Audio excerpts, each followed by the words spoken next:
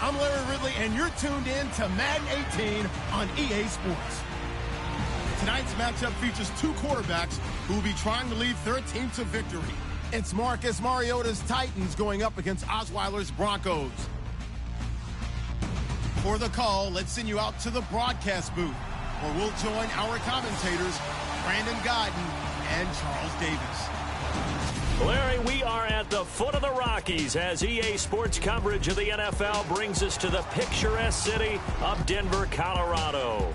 Just a short time ago, sounds loud enough to reverberate across the Rockies. They're ready for football in Denver as the Broncos get set to do battle with Marcus Mariota and the Tennessee Titans. And hi again, everybody. Alongside my partner, Charles Davis, I'm Brandon Gaudin. And, Charles, when you and I were going through our final run-throughs at breakfast, we kept thinking tonight we're going to get to see a couple of very good passing offenses. And we're talking about both sides having multiple receivers that can have an impact on this game. It's not just one guy that's going to make all the plays. If you take him away, maybe number 2, number 3, they make the big plays that impact who wins the game.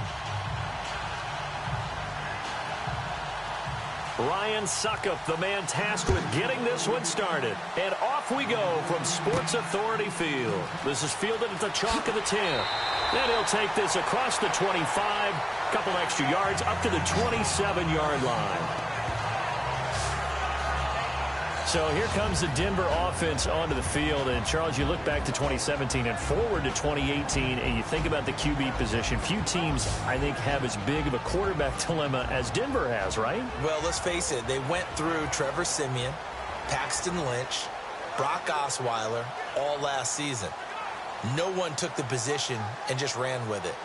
I think someone joked with me the other day, is Craig Morton still available? Because he did take them to a Super Bowl when he was in Denver. The bottom line is, though, they've got to figure out that position, whether they have to go back into the draft or maybe possibly acquire a free agent. They go play action here on first down. And the catch made. This is Emmanuel Sanders. And brought down, but not before reaching the 45-yard line. 19 yards right off the bat, and a quick first down. So on that play, defense was in the zone. They ran a crossing route offensively, but the defense there, you got to be good with communication, don't you? You certainly do, and it's not something that is really evident when you watch it on the screen. But everyone's talking, communicating, pointing, and it keeps you from chasing receivers because you have a specific zone you have to cover. When a receiver's in your zone and he crosses to another one, you got to let your guy know. They got a completion there, but I like the discipline they showed to stay in their proper areas and then make the tackle.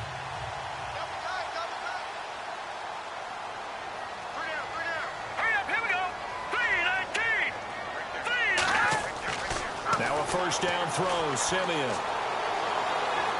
And the throw left sideline here is caught, but they'll rule it incomplete. Couldn't keep his feet in. Second down. Let's talk about the starting lineup offensively for the Denver Broncos, and let's talk about Devontae Booker. I always described him as a guy who ate carries in college, meaning just keep handing it to him, and he got better as the game went on. Had a knee injury his last year at Utah. Comes in a little bit older than your average back, but boy, is he skilled and talented. And he emulates Emmitt Smith in one way. Loves to keep the ball in his left hand at all times.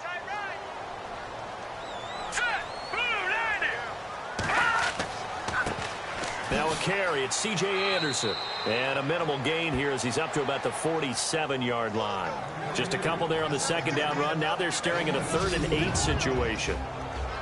A look at the defensive starters for Tennessee. Outside linebacker Brian Orakpo got back to his Pro Bowl form in 2016, where he had double-digit sacks for the 3rd time in his career, the first time since 2013.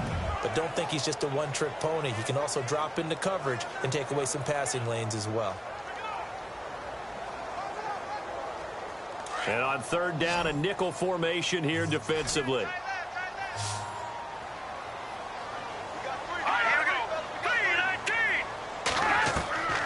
From the gun, here's Simeon. Pressure comes, and the Titans able to bring him down. Wesley Woodyard in there to drop him for a loss of 10, and it'll be 4th and long. Well, that play was the very definition of fast, quick, and in a hurry. Suddenly, he was there. Yeah, blink of an eye. That happened fast and a big sack.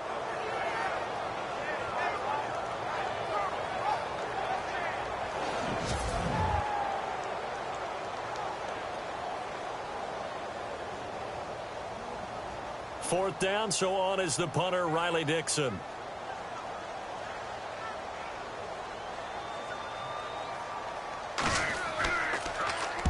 And he gets this away, and look at this. This is a good one. And that'll hit in the end zone. Much too much leg there. That'll be a touchback. Here comes Marcus Mariota and the Tennessee Titans. And Mariota, along with the rest of what's been there in Tennessee the last few seasons, they've gone from 3-13 to the divisional round of the playoffs in just 3 years. Yeah, they've done exactly what they expected when they drafted Marcus Mariota. Because you draft him to promote your team and move you towards making the playoffs. They got that done in his third season. They expect more of that in the future. They also expect better play from him because this past season, 13 touchdown passes, 15 interceptions. I expect that ratio to change in a big way in 2018.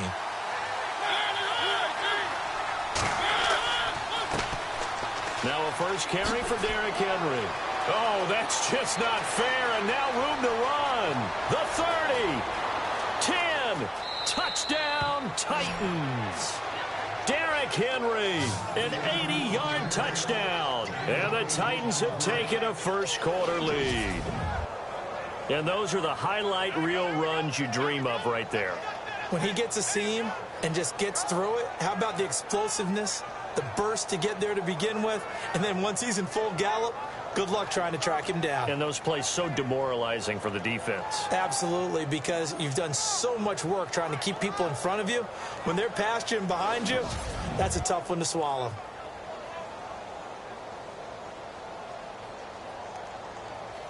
Ryan Suckup on for the point after. And this is good. Our score, 7-0 Tennessee. Those are the ones the offensive coordinators dream about. One-play drives from that distance. What an effort. It results in the touchdown.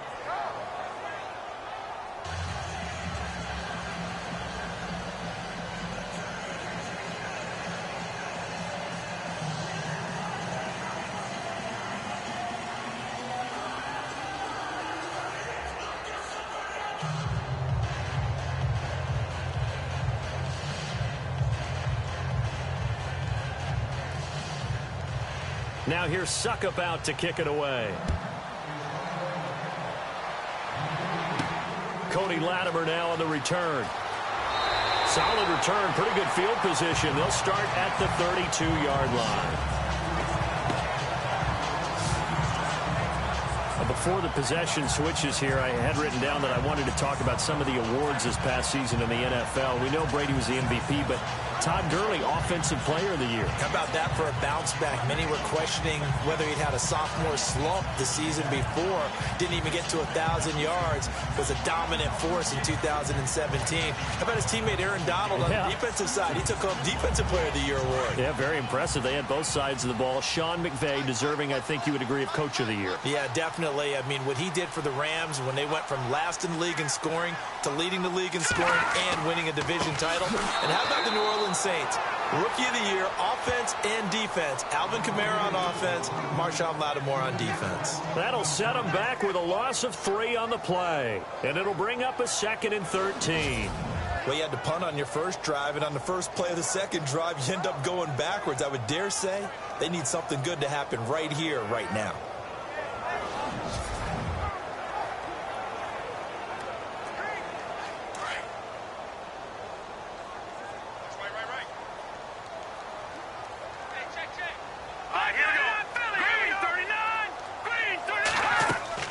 Again, Anderson. And he'll slip his way up across the 30 to the 32. 3 yards on the pickup there, and they've got it back to 3rd and 10.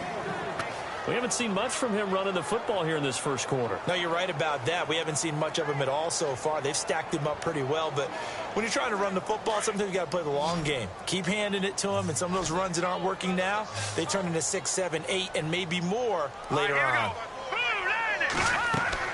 Off the fake to Booker and Simeon. Looking long for Thomas. And this is going to be caught, but they'll say out of bounds. So it's incomplete. So they took a shot there on third down, couldn't get it. Now it's fourth. Unnecessary roughness. Defense. Now, I know it's an emotional game, Charles. You can't do that. And when you get into your film sessions and you argue your case with your coaches, that's exactly what they say at the end. You just can't do it. It costs your team.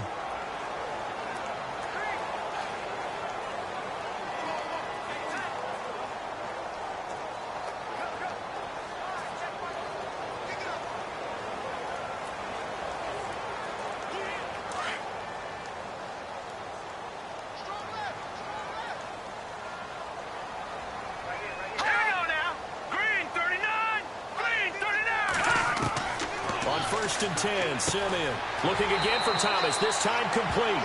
And taking it across midfield and inside the 45. 11 more yards that go around, a first down as well. That was a nicely run slant route, and what the receiver's trying to do is make the defender think he's going upfield for a deeper route, and then breaks it off, usually after about 3 to 4 steps, and cuts towards the middle of the field. And now what he's trying to do is use his body to keep the defender away from the football and give the quarterback a really nice target.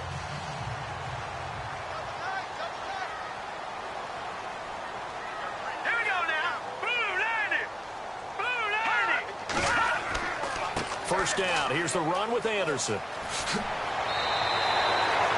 Give him 9 on the carry that time, and they're set up with a 2nd and 1. If these kinds of lanes are available, you have to feel like he's going to have a pretty big game on the ground. Yeah, you can tell early on he's got a little burst in his step, and that's a big pickup right there on first down.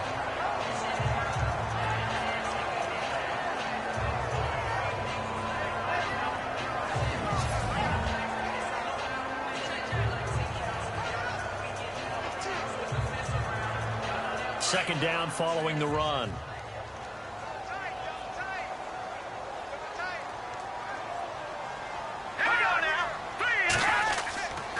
They run it again with Anderson. And he gets it down to the 32. 2 yards on the pickup there, but it's enough to give him a new set of downs. 2nd and 1 is often an invitation to take the big shot downfield. I'll bet the offensive lineman said, are you kidding? We just get on our backs and let's go get the first down. They love being physical.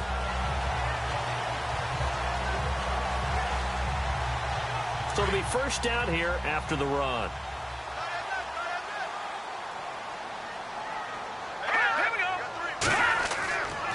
Handoff comes to Anderson. And he struggles to get a yard here, maybe a yard, down to the 31. Nice job by that defensive front there to hold him to a short gain on first down. Well played, I must say. Yeah, only getting 1 yard. There was no room to run. The look up to the scoreboard as time has run out on this first quarter. 7-0 is our score. Charles and I back to Denver after this. The NFL on EA Sports is fueled by Gatorade, the sports fuel company. Back alongside Charles Davis, I'm Brandon Gaudin. It's Bronco football to begin quarter number 2. They've got a 2nd and 9 to start things out.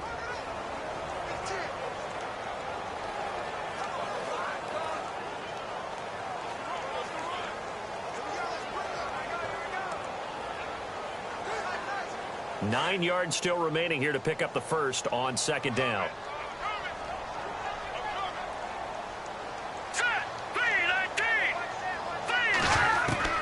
They'll try the air now with Simeon.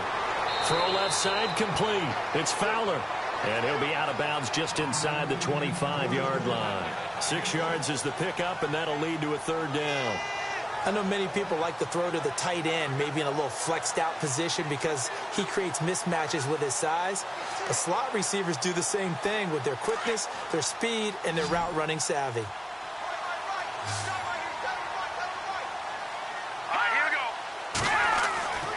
Simeon on third down. And Fowler's got it. And he'll take it into the end zone for a Denver score.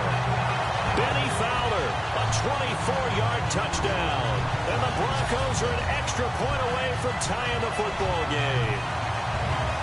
Great corner out there. Not only able to catch it, turn it upfield, and get into the end zone. It usually involves a little bit of an extra move, doesn't it? You've got to get them thinking that you're moving to the middle of the field and you're breaking away to that corner. Boy, that was well executed.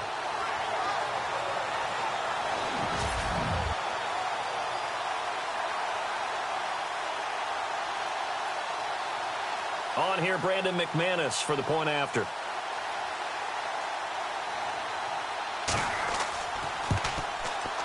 It's good, and we're all tied at 7 apiece.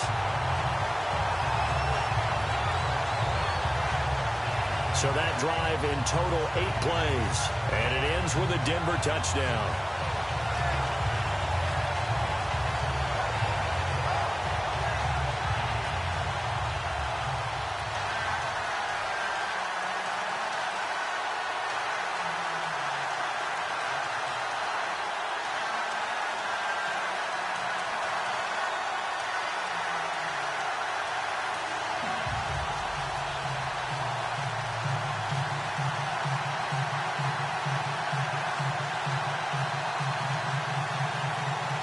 So a tie ball game here as the kick's away.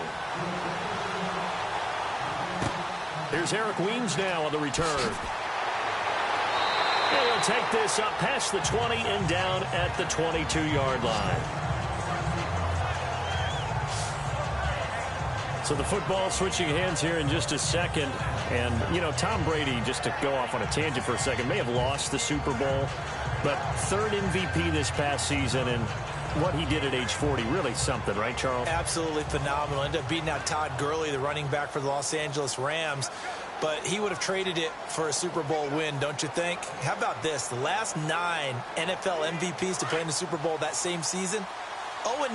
Yeah. He all the way back to Kurt Warner in, what, 1999 where he won the double? We were going over that stat earlier. That is hard to believe. But he would have been the MVP had the Patriots pulled that one out. And he still has 5 rings, though. 5 Super Bowl titles for Brady. And this one will go to the 28-yard line. A gain of 6 there on first. And that's staying ahead of the chains. Really good pickup on first down, hitting the tight end there. Now it brings up a second and manageable. Just found a hole in that zone.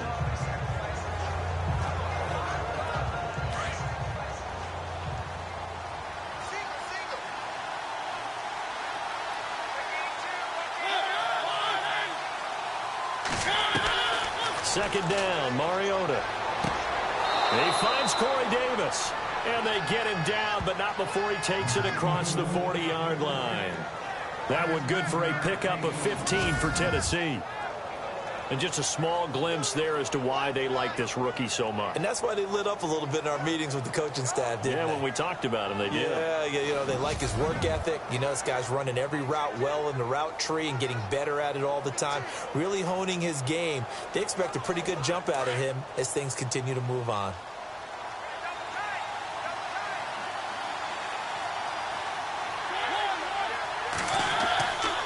First down carry for Henry.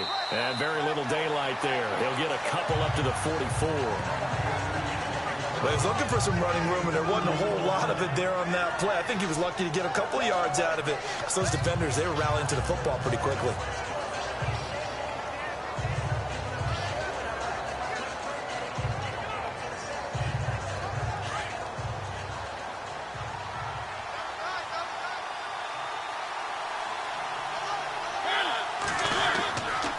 Second down, here's Henry. And he's got this one just across midfield to the 49. Good work to pick up 7 yards there. That gets him into a 3rd-and-1 situation. Playing against a 3-4 front is really challenging for offensive linemen because they can do so many different things. But when you're running the football, if you can handle the nose tackle up front and then maybe a guard can slide up to the 2nd level and block a linebacker, that's when you have success running the football.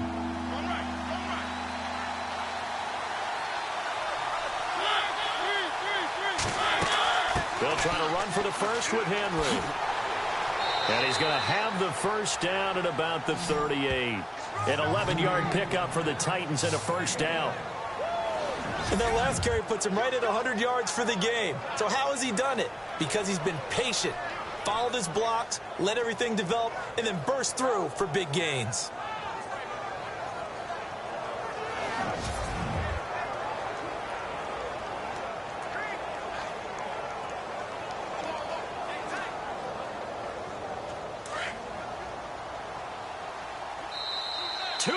To play in a tightly contested first half. Back to Denver right after this.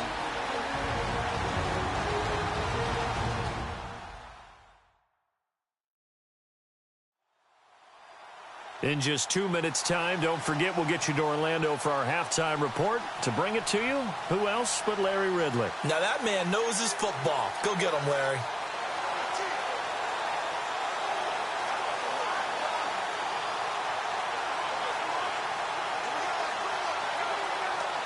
Now the offense lining up 1st and 10.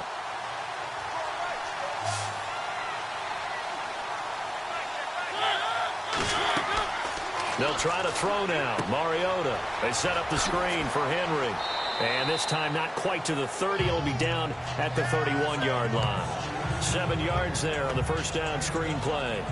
For a second there, I thought that might break big. Screen pass. Looked like it was coming together. Looked like there was an opening. Still ended up with a solid gain.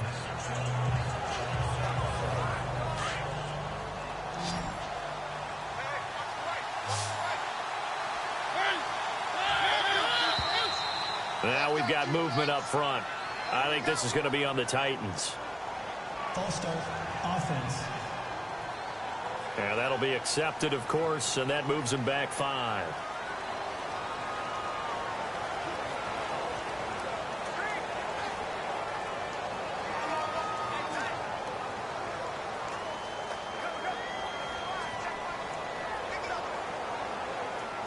Eight yards to go here on 2nd down.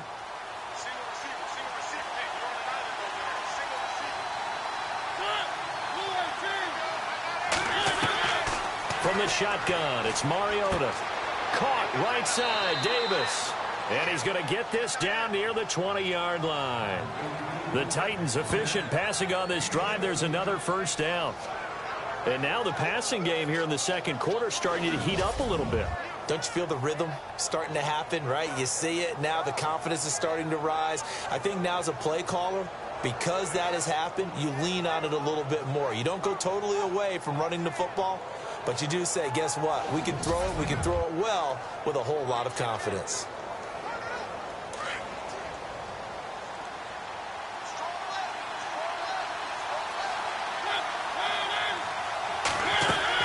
A first down throw for Mariota. To Decker over the middle. And down inside the 15, shy of the 10. And now we won't see a play on first down. We're going to get a timeout instead, as the stoppage will come with a little under a minute to go in this first half. And we are back here. I'm Brandon Gaudin alongside Charles Davis. So the offense takes a timeout, and now we're set to get going.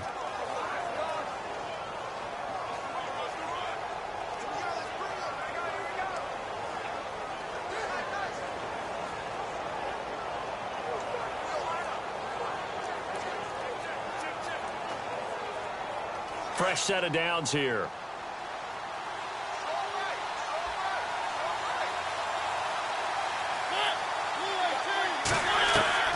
They'll throw again. Mariota. Looking sideline, incomplete. Derrick Henry, the intended receiver, out of the backfield. And it's 2nd down. The one thing that I've liked defensively is that they've shown him a lot of different looks here in the first half. They've come after him. They've sat back. I think that's what you need to do to keep an offense guessing. And they certainly have kept them on their toes. That's why they haven't had much success on the scoreboard.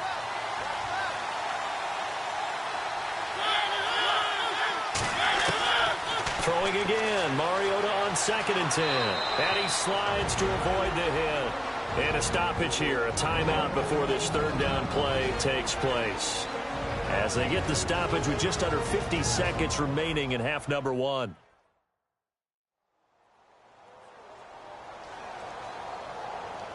And welcome back, the offensive unit. They took the timeout, and now they get set to line up as we resume action.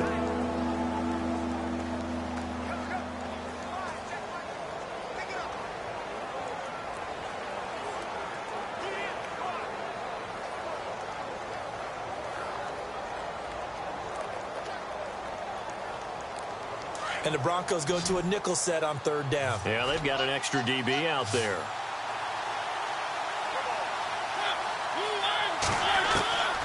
Working out of the gun, Mariota.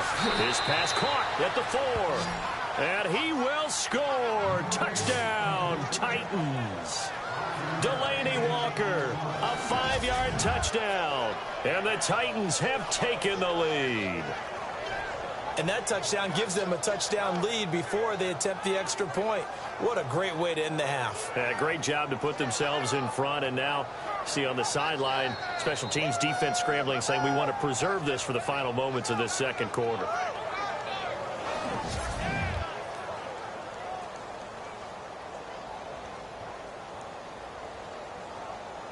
Extra point try now for Suckup. And he's got it. It's now a 14-7 ball game. A pretty long drive that time. 11 plays all told. And it's finished off with a 5-yard touchdown run.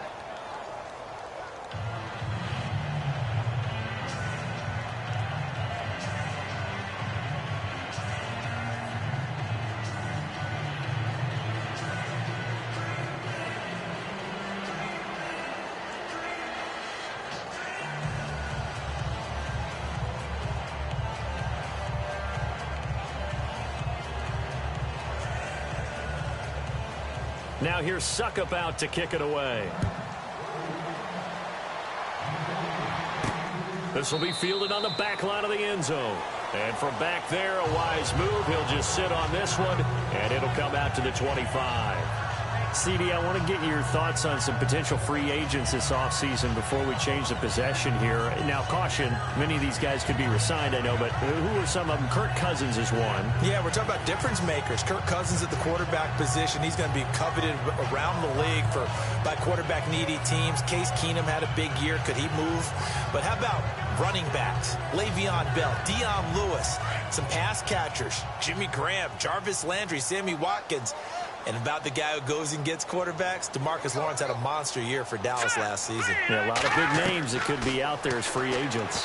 And his throw's going to be incomplete. Virgil Green is tied in, the intended receiver. And now it's second down. Sometimes the coverage is so good, no matter what you're doing on offense, you just can't shake anyone free.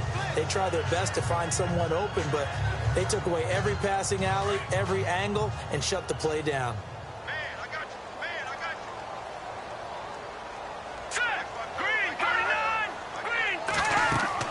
Second and 10, Simeon again. Now Simeon stripped. He lost the football. It's picked up by the Titans. And he's going to score. It's a Titans touchdown.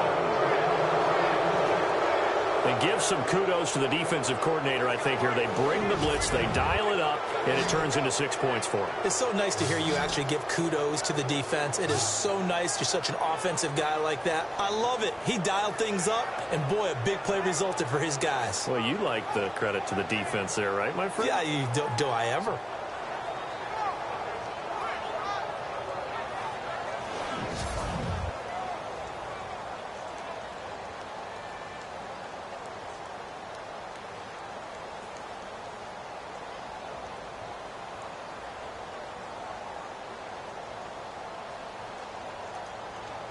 Suckup for the extra point.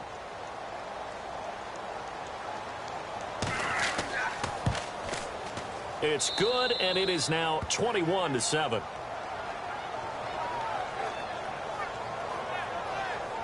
The scoop and score, always an exciting play in football, and we witnessed it there, grabbing it off the ground and then rumbling it into the end zone for 6.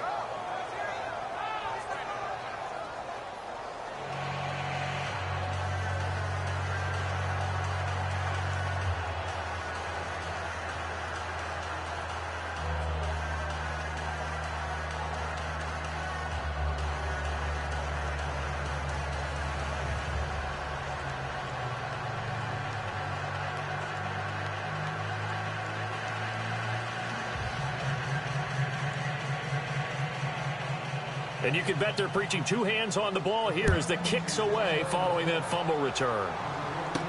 That's fielded in the end zone. And he won't return this one. He'll go down to a knee, and they'll start at the 25. I want to give a hat tip real quick, Charles, to J.J. Watt before the possession switches here. Walter Payton, NFL Man of the Year. They totaled up how much he helped raise for hurricane relief, $37 million. Incredible. Hurricane Harvey, which really hit the Houston area in a big way, and his original goal was $200,000. So congratulations to J.J. Watt and all the people who participated. And Greg Olsen of the Panthers, Benjamin Watson of the Ravens, both tight ends, also nominated and finalists for the most prestigious award as determined by the NFL, the Walter Payton Man of the Year Award. Here we go now. 3-19. Simeon on first down. And Green with a catch left side. Give him a couple on the catch. It's 2nd and 8. I think it's okay there. They didn't get a whole lot on that play, but it's nice to have a safety valve that's built like this guy. Big target, guy you can spot pretty easily. Put it on him when your other targets aren't open. Let's see what the offense comes with here. 2nd and 8. Now let's go. Blue 90. Blue 90. They give it to Anderson, and they will stop him after a fairly minimal pickup. Just a couple on the ground there, and that's going to bring up 3rd and about 6. Well, he hasn't made much of an impact in the running game thus far, and after that last run, not much is going to change in that area. He hasn't been able to get anything going, and really the offensive line not helping him much.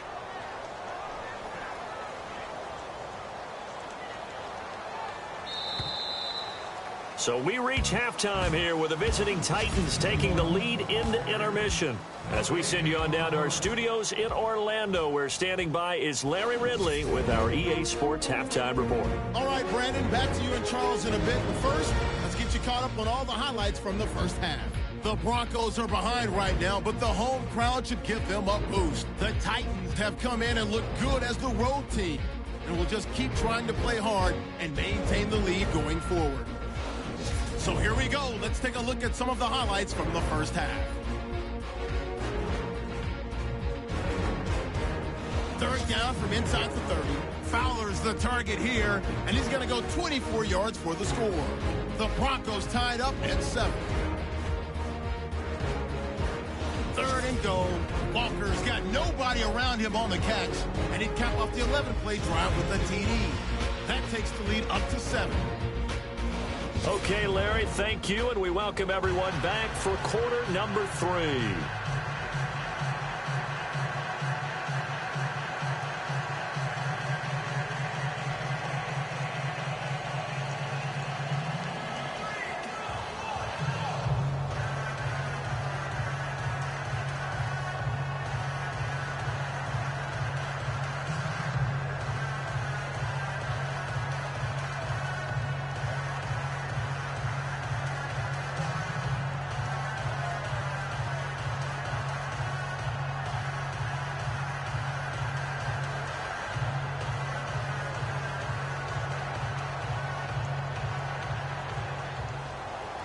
Both teams appear ready for the fight ahead, and we resume action here in quarter number 3. This is taken about 7 yards deep, and they'll put up the stop sign there as his guys will get it at the 25. The Titans offense now, they get ready to do battle again here. This is sort of what you would call a put-away drive, isn't it? They score here, especially a touchdown. It's almost out of reach. It certainly feels that way, and I think that they're going to call their plays accordingly, because what you really want to do, even though you know the scoreboard is still up there and the game's going to go on, in fact, you can take the spirit away from another team, that their drive and will to come back and win can be taken with another score right here. It's still 3rd quarter, but you just get that feel. Yeah, they're teetering right there on the brink, aren't they? Now a play fake here on 1st down. And the Broncos get there and take him down. Sometimes I watch games and wonder why they use play fakes on certain passing situations, because it's not going to fool anyone. I don't know if that was the case here, but the end result was the same. No one fooled. The quarterback was hit.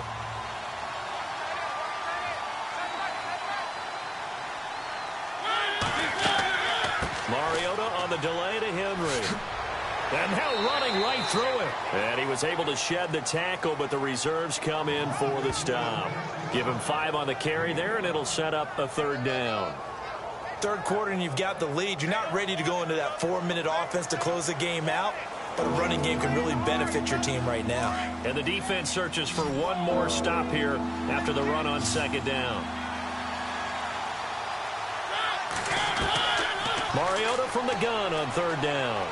And they get to Mariota here as he's dropped on the sack. Shaquille Barrett in there to get him for his 2nd sack of the night. And there they bring pressure from the inside and they get home. Yeah, hard to block everyone, isn't it? And on this play, someone did not get blocked. He's the one who got home.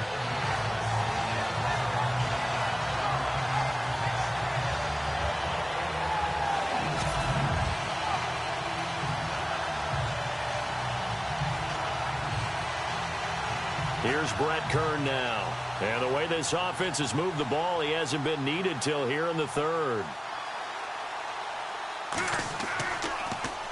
He'll send this away into the Rocky Mountain Night, and it's a good one.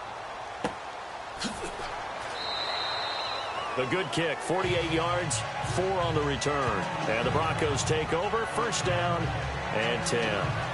So now a look at the Broncos as they head back out there for their first possession of the 2nd half. They were able to get the stop defensively. Now a chance really to set the tone here in quarter 3. They can really take charge, can't they?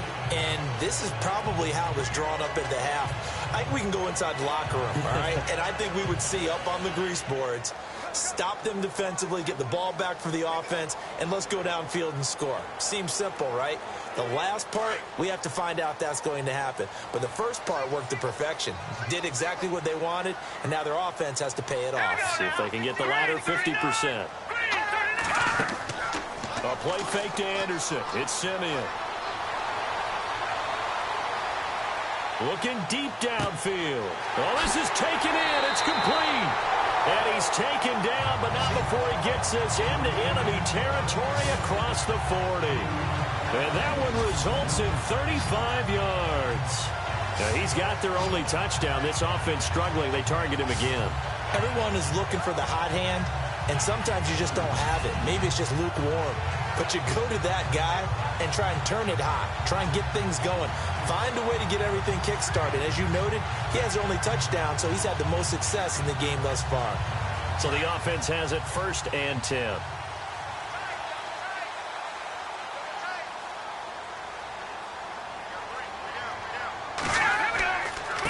Anderson. Oh, he's got some breathing room. And he'll work his way inside the 30 now to the 28. A nice run there, 9 yards, and it'll be 2nd down. Sometimes with the running game, you've just got to stick with it. Look, it's the 3rd quarter, no time to panic. But that also doesn't mean you just do it the same way you've been doing it the entire ball game. Maybe change up some blocking assignments or run a few different plays, but stay with the overall essence of the running game. And after the play on the ground, that brings up 2nd down here.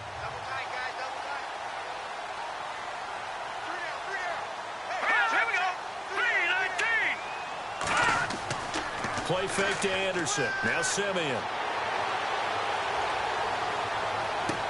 And he'll be out of bounds all the way down at the 5-yard line. That one goes for 24 yards. And at this stage, down in the 2nd half, looks like they just wanted to find a way to get it in the hands of their playmaker, and they did. I think you're exactly right. I don't think the coordinator's looking at his play sheet and trying to figure out which play will work well. He's trying to figure out how to get the ball to the playmaker that you just described. Looking down at that sheet, you find people plays, not necessarily X's and O's, and that's exactly what they did there.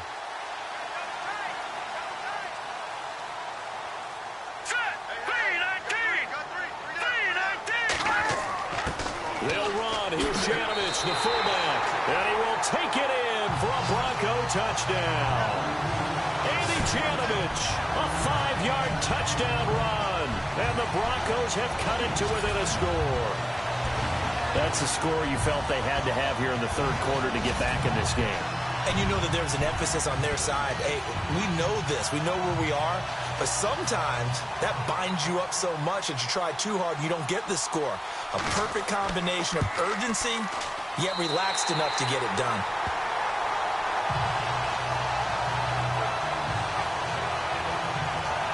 So that drive, 4 plays. And it's finished off with a 5-yard touchdown run.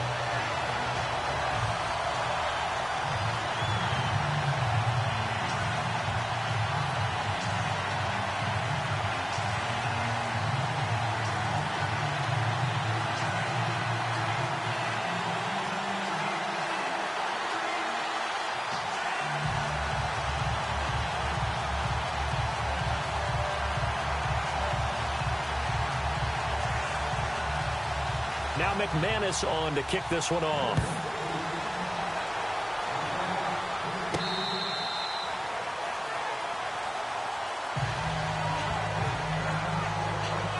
Marcus Mariota getting ready to go again here on offense. The lead is theirs here in the third quarter, but it's really been the ground game that's been the recipe for success.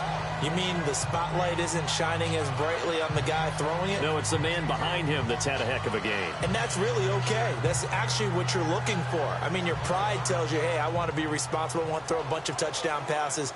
But when you're able to run the football, typically speaking, your team's doing pretty well. And in this case, they're winning. We'll see if they have balance on this drive.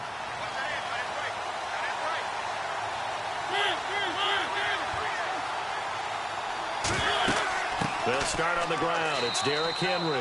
And he'll fight forward to about the 27-yard line. 2 yards on the pickup there. It'll be 2nd and 8. This is what happens sometimes when you abandon the running game. It's hard to get back to it because once guys get out of that mentality of firing out and hitting people, hard to get them started again occasionally.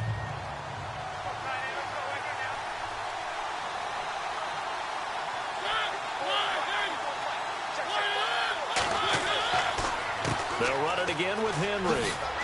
And he gets this one just shy of the 40. They'll mark him down at the 39. First down, Titans, gain of 12.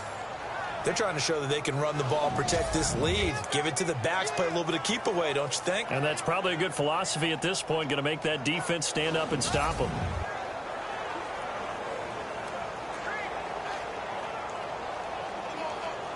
And a new set of downs here after picking up the first on the ground.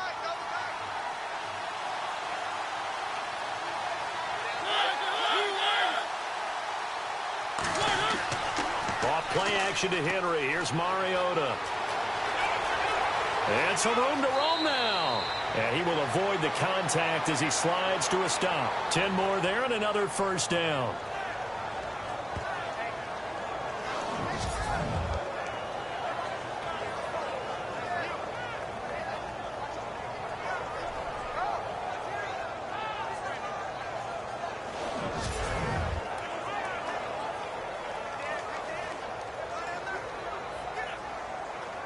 So here we go, 1st and 10 now.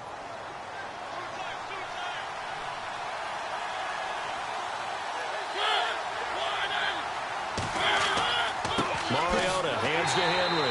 And maybe a measure of revenge there. He's had his way in this one, but this time they get him behind the line.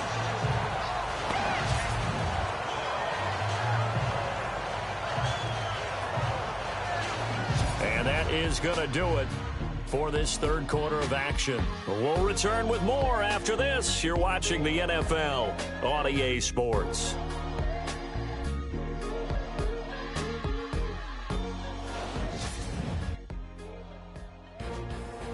Welcome back now to Denver. It's the Titans. They've got the football. They'll be looking to extend their lead here as we begin the fourth quarter.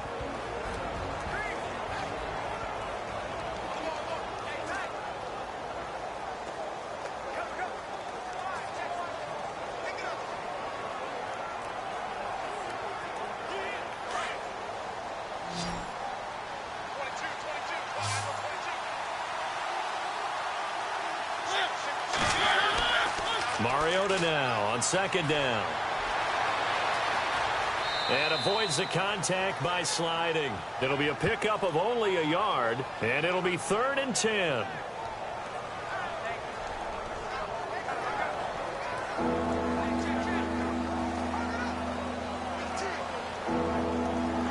The Titans on third down. They've been okay, 2 for 3 thus far. This is 3rd and 10.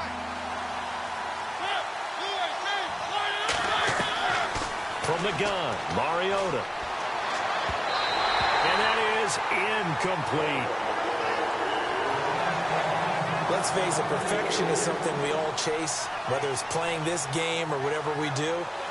Hard to attain, but that's what they were searching for as that pass goes incomplete.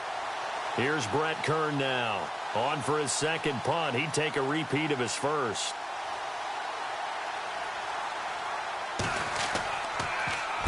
And this is away. It's a high kick, and he got all of it. And this is going to carry well into the end zone for a touchback. And coming out now, the Broncos. And they're hoping to redo their efforts in the last drive when they got into the end zone. And just think of what it's like now on the sideline, because when you score a touchdown, you have to go over and look at the tablet and see what you did on the last drive. When you scored points, it's a whole lot better view than when you're trying to figure out how to fix things there.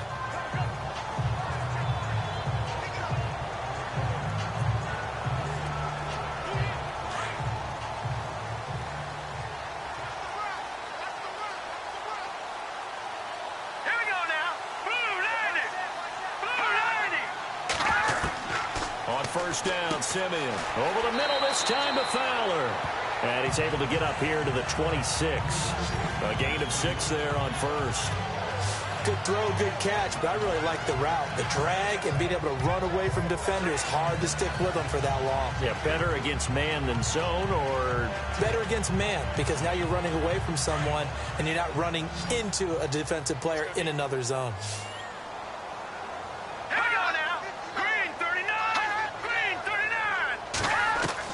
Here's Simeon now on second down. Green's got it over the middle.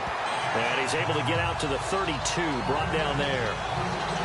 It's a 7-yard gain there, and it's good enough to move the chains. Many different ways to create space, but on that play, he did it with that big, wide body of his. Didn't get a whole lot of yardage on the play, but it did what it was supposed to. Pick up a first down.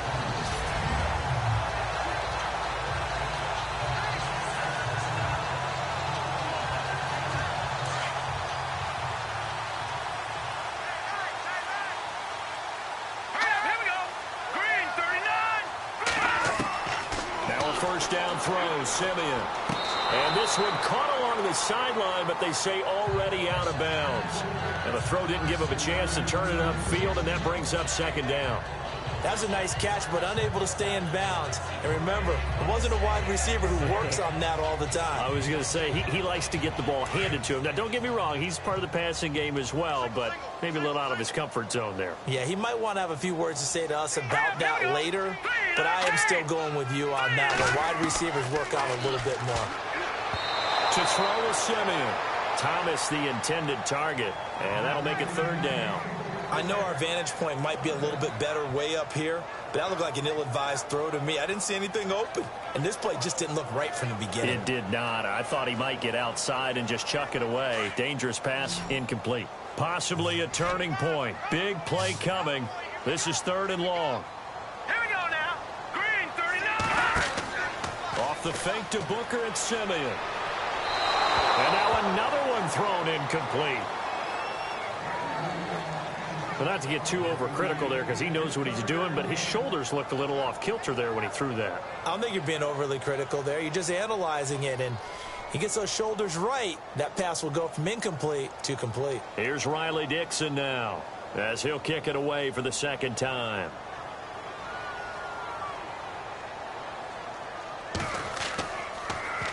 He gets this one away, and boy, it's another boomer. Here's Jackson.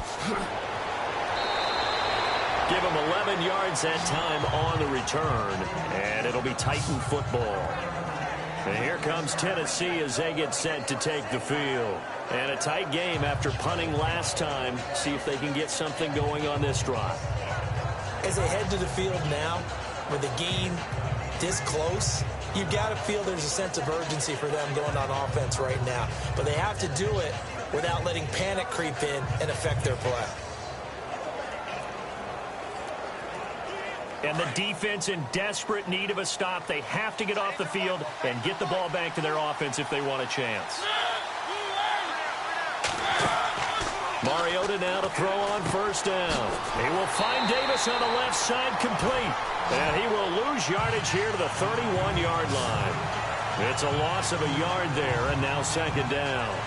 They completed the screen on the perimeter, but boy, that was textbook defense. Exactly as you're taught to play against a wide receiver screen, and they snuffed it out for a loss of yardage.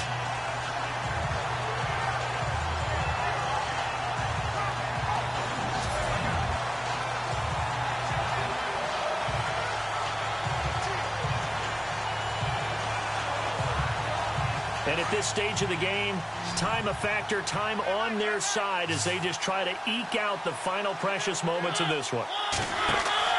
Now a second down throw for Mariota. Throw right side, caught by Davis. That catch good for only a yard, and it'll be third down. Time for a break. We'll come back for the electrifying conclusion after this.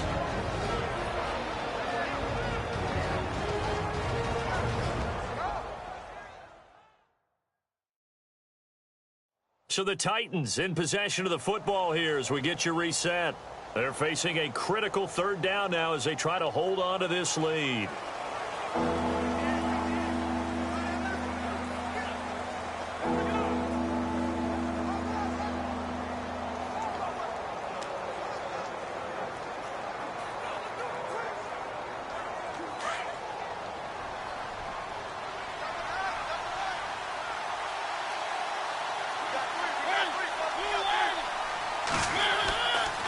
Mariota gives to Henry, and he'll get this only up to about the 35. And now we'll see a timeout used on defense as they stop it right out of the break with 1:57 to go in the ballgame.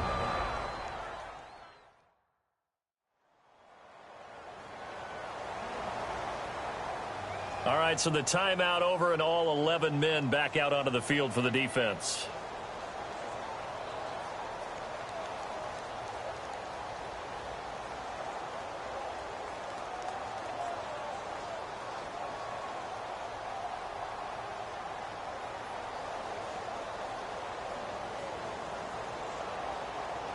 Here's Brett Kern now as he's on to punt for Tennessee.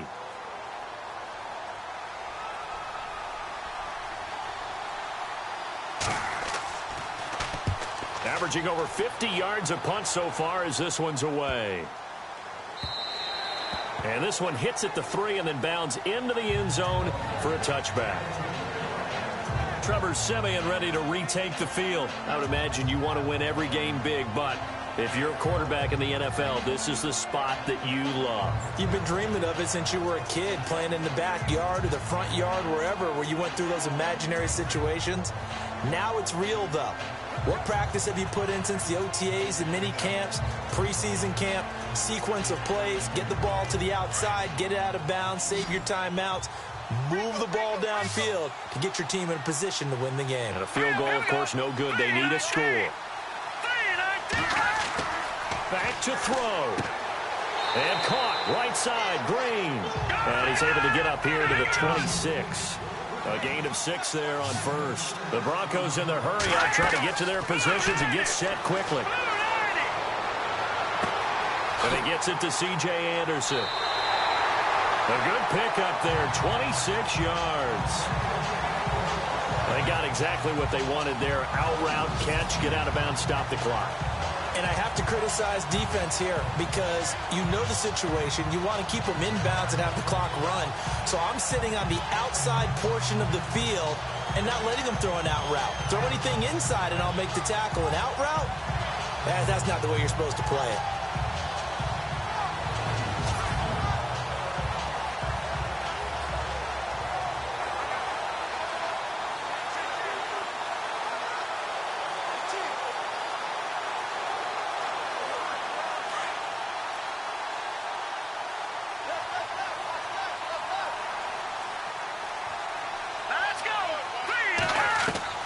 He's back to throw.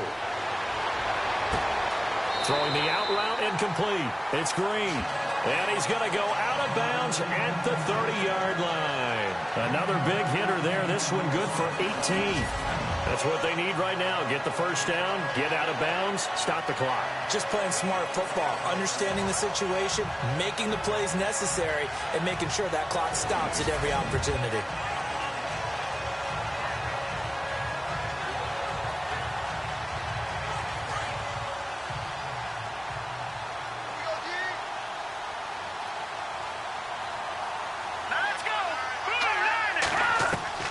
He'll look to throw. And his throw here is incomplete. Emmanuel Sanders, the intended receiver. And that'll bring up second down. This defense has watched their lead dwindle away. This is where they really need to bow up. They executed well there. And it's often hard after you've played really well early and then you kind of relax a little bit to step on the gas again. They just did it on the last play. Looks like they want to finish this one off. All right, here we go. Green 39. Green 39. They'll look to throw. Throwing middle, but it's incomplete. So he's unable to complete it there, and just not the game that you would expect from him. He's been off the mark really start to finish. Yeah, it makes you wonder what exactly is going on. Is he a little bit dinged up here, or is he just off just by a bit? Maybe he can get it back in this situation. He'll need to. This offense was on the move. Now 2 straight incompletions have him looking at 3rd and 10. Back to throw.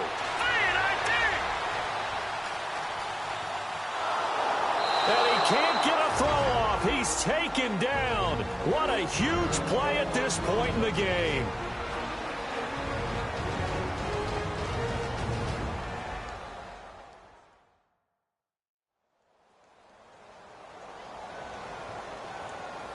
And we're back. The offense had a chance to talk things over. We'll see what they come up with here on this next play.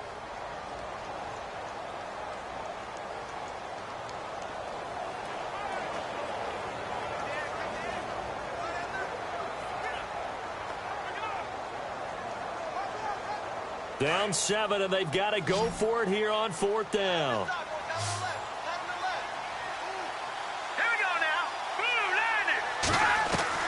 Got to try it here. He's back to throw. Now a desperation throw deep downfield. And no, it's incomplete. They had to go for it with such little time remaining, and the Titans are close to finishing off this football game. So the defense has to stay out and get one more stop. They were able to do it, forcing the incompletion. So on their record, that goes down as a successful play. Doesn't matter how they got there, how it happened. They got it done. They're the ones that are jubilant.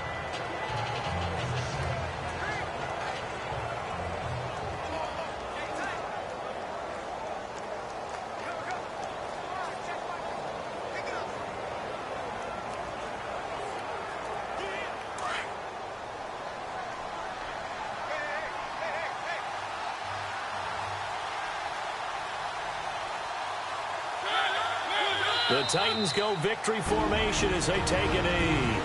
And now we're going to get a timeout here called by the defense.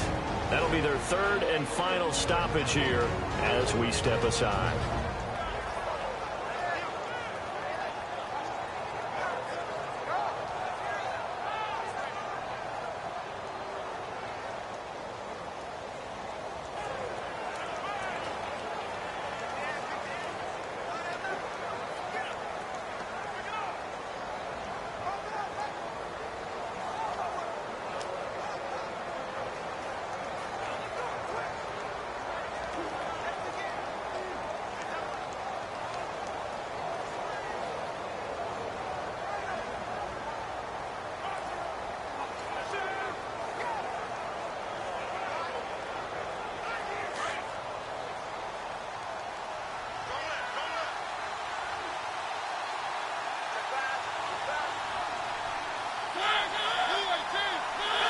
The Titans go victory formation down to a knee.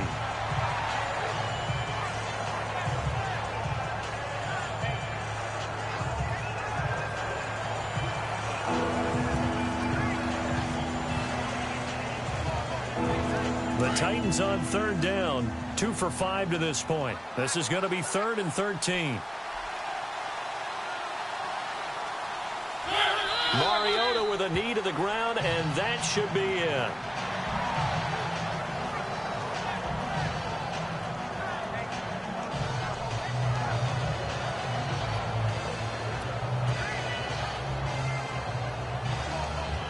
Here's Brett Kern now. He's been terrific so far. A road win in the National Football League. Charles, you never take that for granted no matter who you're playing, no matter where you're playing. You take it and you run with it. And you know you primed the pump all week in your own home facility. No one thinks we can do this. Only people who believe are right here in this room. And then you go on the road, band together, and get it done.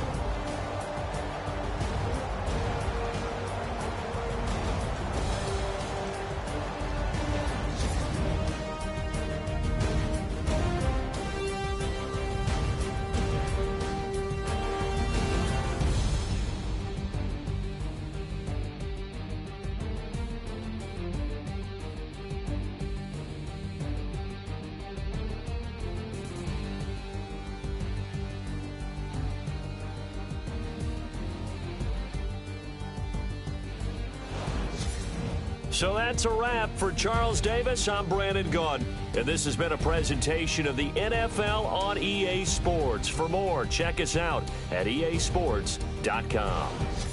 From Denver, good night, everybody.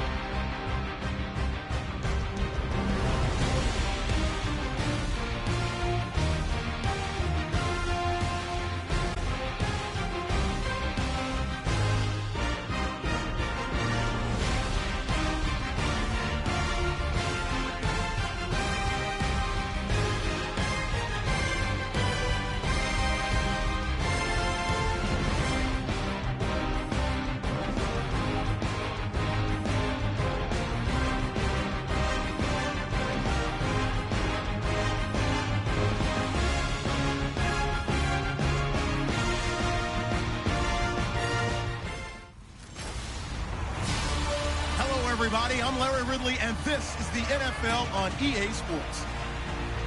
Coming up, two of the better cover corners in the NFL today set the score off in the NFC East.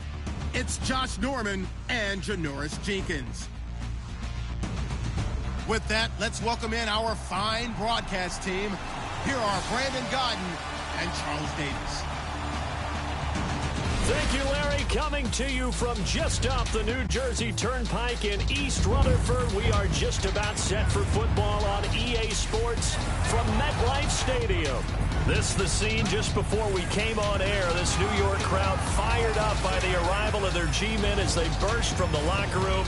They're ready to go as the Giants get set to match up with the Washington Redskins. And hi again, everybody. Alongside Charles Davis, I'm Brandon Gaudin. And, Charles, you take a look at our matchup here. You've got to believe that this is a game that might be won in the trenches.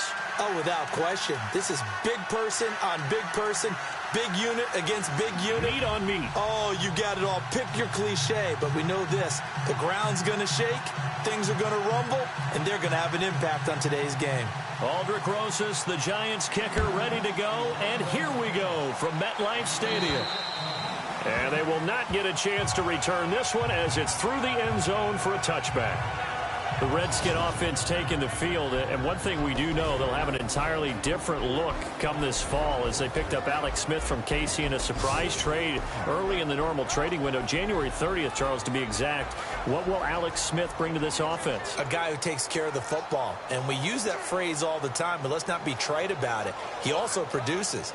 2017, pushed the ball downfield, got some big plays on the perimeter, and had a touchdown to interception ratio of 26-5. When you have a quarterback like that, you're going to be in just about every game. Cousins on first down. It's brought in by Jamison Crowder. And he'll get it up near the 35, right at the 34 here. Give him 9 there on the first down completion. Some think that teams really won't throw a slant route unless you have a receiver that has a lot of stature to him. But sometimes the little guys, they get lost in there. People can't really locate them, and they run that quick cut on the slant, and oftentimes they can turn it into big plays.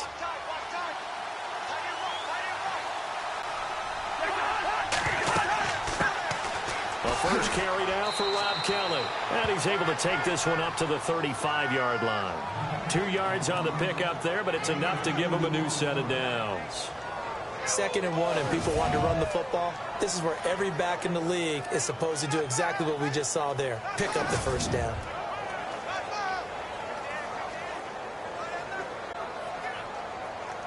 So they pick up the first down after the run, and now they approach for the fresh set.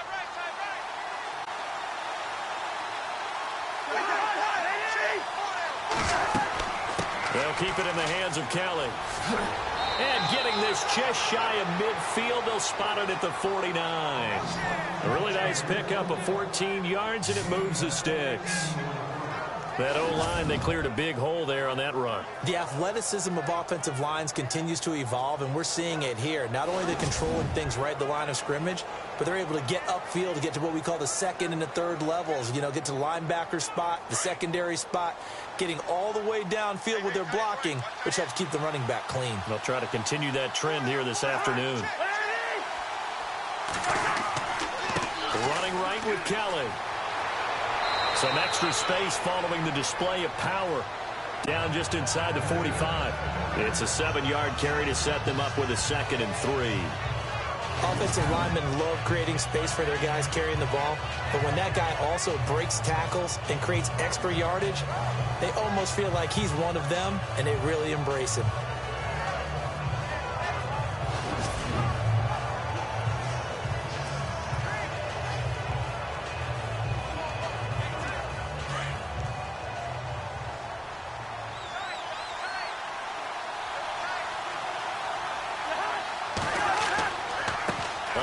This is Kelly. And he'll be brought down at about the 42. 2 yards on the carry there, and it's going to lead him to 3rd down. And the Buffet boys, the O-line, hopefully they're ready today. Listen, you got to feed them first. But if you do, you usually get a great product out on the field. And when they play well, the quarterback can't wait to feed them afterwards.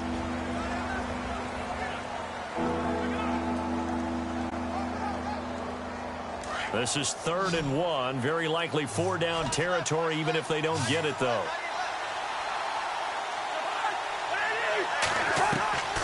From the shotgun, it's Cousins. It's brought in by Doxson. And he gets it to the 32. Good enough for a first down. A nice pickup there, 10 yards, and it'll move the sticks. Nice job keeping that opening drive alive, and they're in plus territory, that part of the field where you really want to convert on 3rd down. They did. Big-time pickup for them, and now I think the aggressive play callers think to themselves, this part of the field, I take my shot at the end zone, because the closer you get to the end zone, the field gets condensed. Makes it a lot tougher to run those routes. You still got a chance to actually run past people right now. Take your shot at the end zone early in the down and distance count. This is Kelly, and he gets stopped up at the 31 after a gain of maybe a yard. And we look now at the defense for the Giants. It's almost become a cliche that when you talk about Jason Pierre-Paul, you start with his athleticism at defensive end. But what I've observed during his career is not only that athleticism, but the craftiness that has grown year after year as he's learned more moves, how to take on blocks, how to get away from people, and still get the quarterback on the ground. See if they stay on the ground for second down.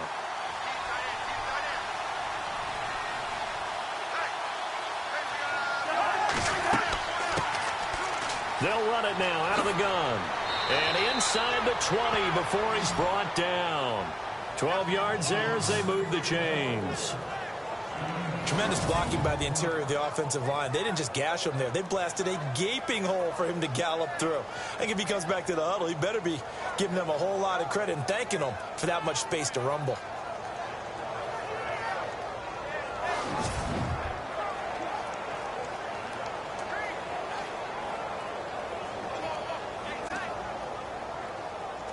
And the 8th play on this drive coming up.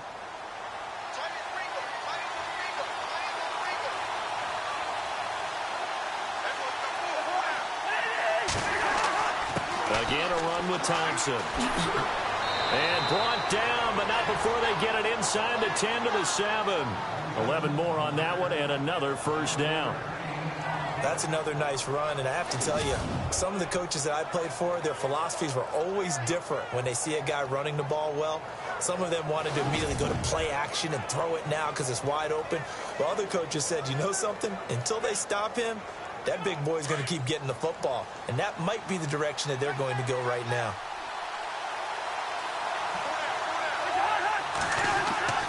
First and goal, Kelly. And a little bit of space there. Takes it inside the 5 to the 3. He'll get 4 yards of the carry there, and we will get to the end of the first quarter of play. They're mounting a nice drive here. Good chunk of yardage there again. O-line, they've been solid this drive. They have that look about them right now that says, if you do anything but run the ball behind us, you're crazy. They have really moved it well on this drive, and they want to finish it off the same way. Back live, Charles Davis to my right. I'm Brandon Gaudin. It's Redskin football to begin quarter number 2, and they'll come up looking to keep this drive moving.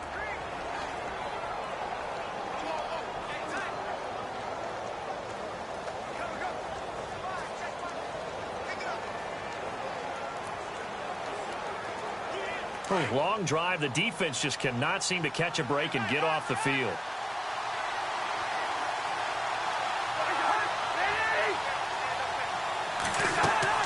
Kelly to try to punch it in. No dice this go around. He's hit behind the line and taken down. So he loses 3 yards there. Now third down.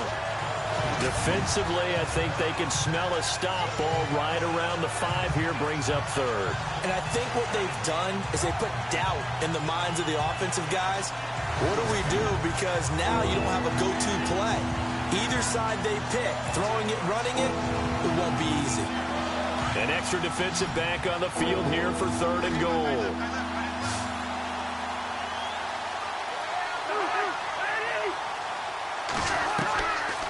Working out of the gun, Cousins. And this is taken in for a Redskins touchdown.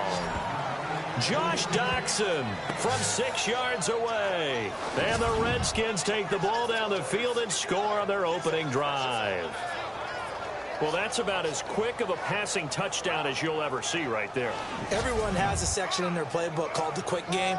That was a super quick game. Out of the hands of the thrower, bam, right to the receiver, successfully for a touchdown. How in-depth is that quick game part of the playbook? It's pretty in-depth because people want the ball out of the hands of the quarterback into the playmaker's hands downfield as fast as possible. There are a lot of plays, a lot of options involved with that. That one in the books as a 12-play drive. And the result, a touchdown for Washington.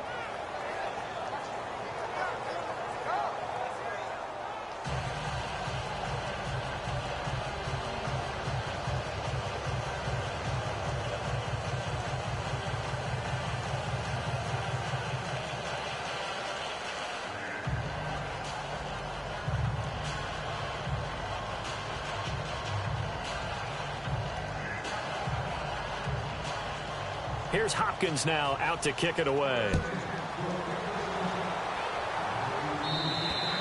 And this will not be returnable. It's out of the back of the end zone for a touchback. Eli Manning looking set to bring out this New York Giants offense. And the talk last year for him in a Giants season that didn't go the way they had hoped was that he saw his streak of 210 consecutive starts snapped in Week 13. He wants to continue playing. Now the question, will he be back in New York? Now that they are under new management, new general manager, will be hiring a brand new head coach, I think the odds are that Eli Manning will have a great chance of being back as a New York Giant. I know things really got sideways during the 2017 season, but remember, he missed the one start, came back, reclaimed his job, and finished the season as the starting quarterback for the New York Giants. If they believe he gives them the best chance to win, he will be the quarterback in 2018, and that's what I expect to happen. Call it a loss of 2 on the play, and that'll make it 2nd and 12. Every year I go to the combine and marvel at the speeds that linebackers are running nowadays. They run like DBs, and let's face it, they know how to finish plays too. Eyes up, head up, run right through them.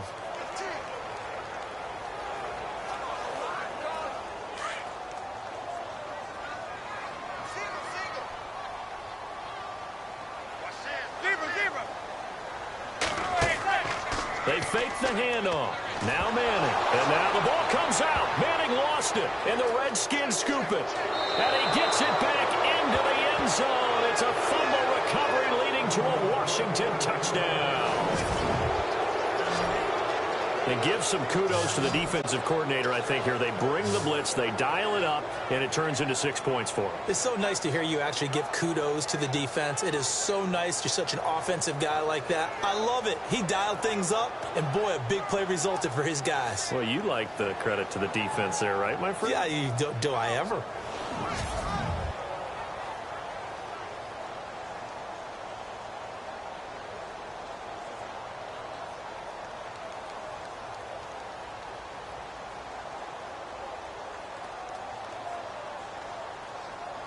Here's Hopkins now for the extra point. And it's good to make it 14-0.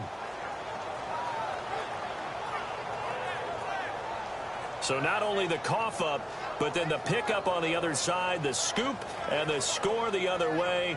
The fumble return for a touchdown.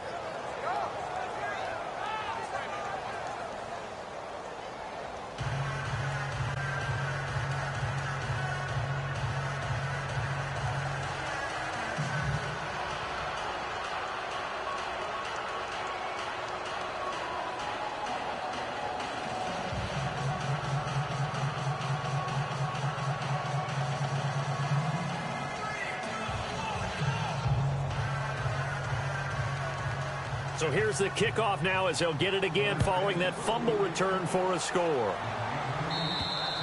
And that'll carry over the back line of the end zone for a touchback. Before the offense changes hands here, let's look back to the Super Bowl February 5th. What a game. I know you were there calling it offensively, though. Impressive on both sides. It certainly was, and let's face it, if you're in Minnesota, it's cold outside, but you talk about the offenses, they heated up in a big way. And how about Nick Foles, the backup quarterback turned MVP, 373 yards, 3 touchdowns, and, of course, the big one receiving on the Philly special. Quite a story. As you and I were talking about off air, it was just a fluid game, not a lot of penalties, just really clean play. Exactly the type of game the NFL needed for the audiences at home watching the game and, of course, people in attendance. A really well-played game. Here's Darkwa. And nothing doing. He's immediately taken down at the line of scrimmage. Officially no gain on the play, and it's 2nd down. No gain on that run, and while this team is down, they're not out of it by any stretch of the imagination. Maybe you just have to think about different style of running in order to get this guy going.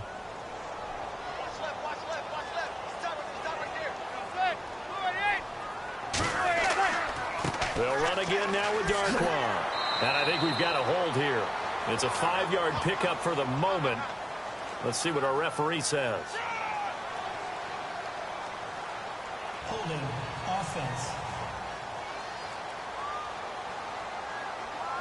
So on the big tight end, holding. Each and every year, we talk about very few tight ends coming into the league that are polished blockers or asked to do it a lot in college. So it's a constant struggle and a constant fight to learn how to do it without holding.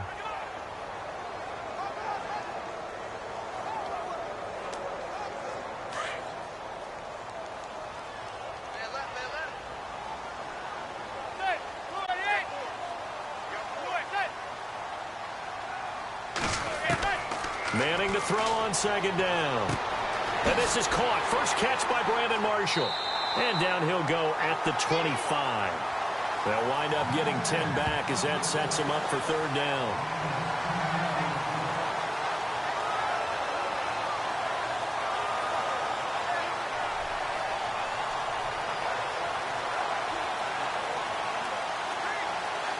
And the Redskins have an extra man in the secondary here on third.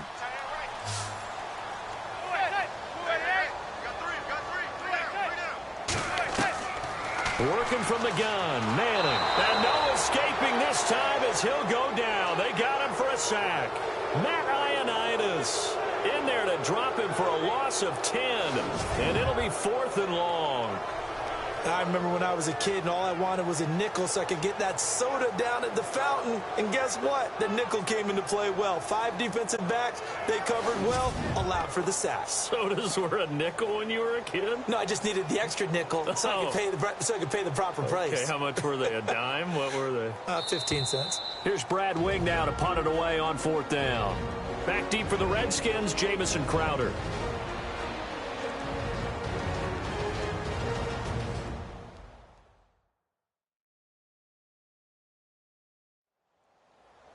A reminder that when halftime rolls around, Larry Ridley will have all the highlights and analysis of this first half of play from our studios in Orlando.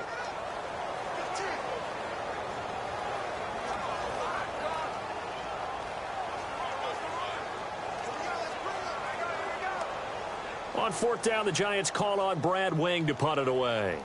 Back deep here, Jamison Crowder.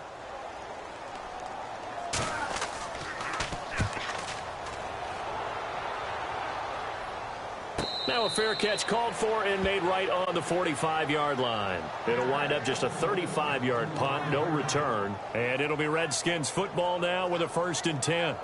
So Washington coming out for their next drive on offense. He looked back, Charles, in 2017, 7-9 for the Redskins, 3rd place in the NFCs, and missed the playoffs for the 4th time in the last 5 years. Yeah, they've been just good enough to be in the hunt, but rarely have they gotten over the top, as you noted, missed the playoffs 4 out of the last 5 years. Offensively, in 2017, their offensive line was a mess. I mean, they were playing guys out of position, 3rd-string guys up from the practice squad, just trying to find some type of continuity that just wasn't there. But flipping over to the defensive side of the ball, dead last in the NFL in rush defense. I know we pitch it around like crazy in today's NFL, but you've got to stop the run first, and Washington really struggled in that area. Yeah, over 134 yards a game against them. Everyone's got to be able to catch the football. Doesn't matter what position you play, but if you're on offense, be aware a ball may come your way.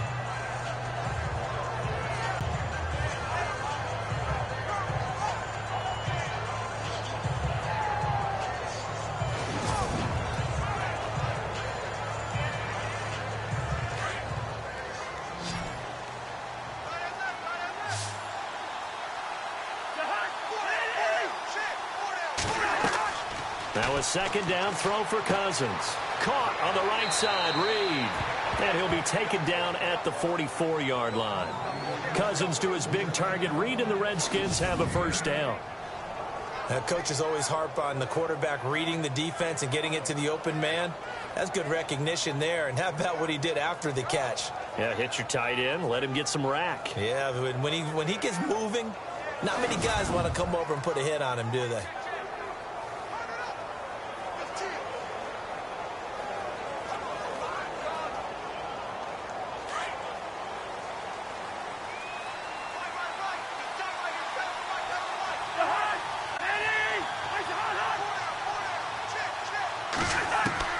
First down. Here's Cousins. He'll leave it for Kelly, complete. Now before the 2nd down play, we'll get whistles and a timeout. as they get the stoppage with just under 50 seconds remaining in half number one.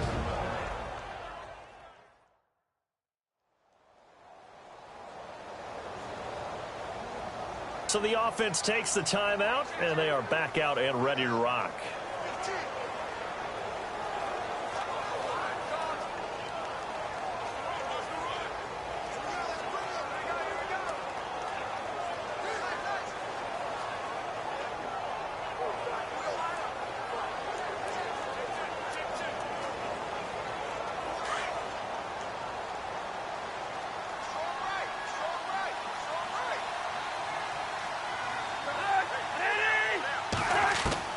They'll throw again. Cousins. On the catch, it's Crowder. 8 yards on the pickup there, and it moves the sticks. Never make the mistake that the slot receivers, especially the little guys like we're watching here, are just quicker than fast. A lot of them combine quickness and speed, and they catch a lot of footballs, as we just saw there.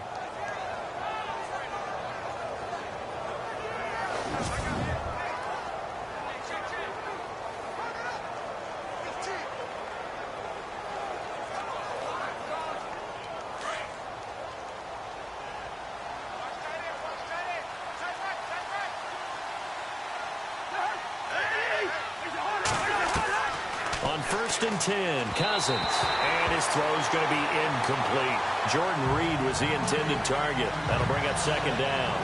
Let's face it, you can run the route tree as many times as you want, get in sync, practice it, do all those things. But once you get to game speed, it doesn't always time up quite that well. That one goes incomplete. 2nd down here after the incomplete pass.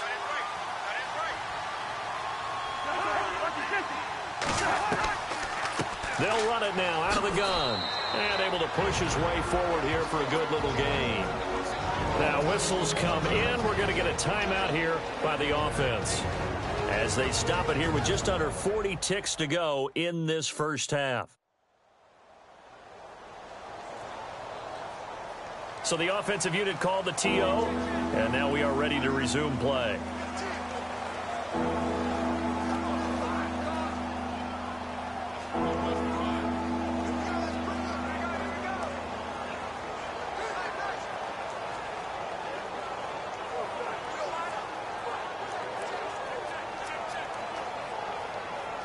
And 5 in the secondary now for the Giants on 3rd down.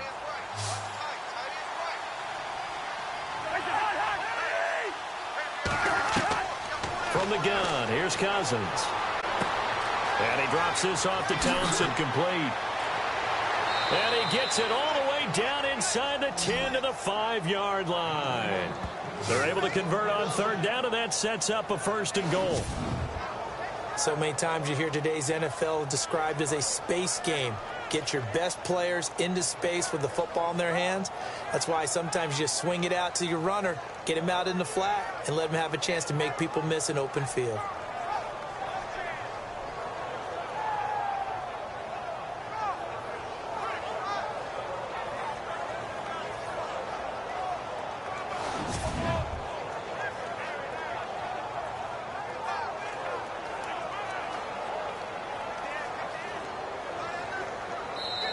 Now hold everything here. We're going to get a timeout by the offense, as they stop it with 16 seconds to go in half number one.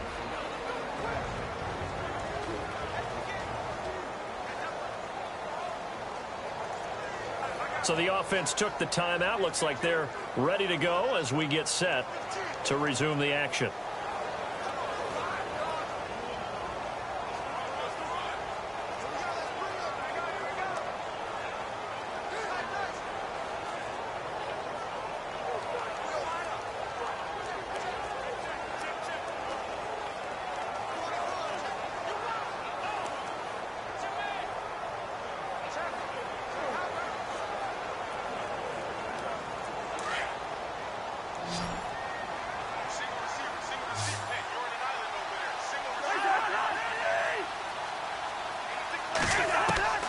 Cousins to throw it. And he is into the end zone for a Washington touchdown. Ryan Grant, as the first half is winding down, and the Redskins find a way to stretch their lead. I heard a coach talk about those late-in-the-half scores, especially ones that give your team a pretty decent cushion. He said those could be the ones that can finish off a squad if you let them. Yeah, they've got the cushion. This half has been theirs.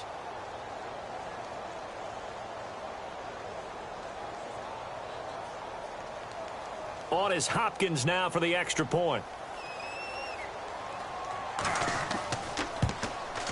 And it is now 21-0.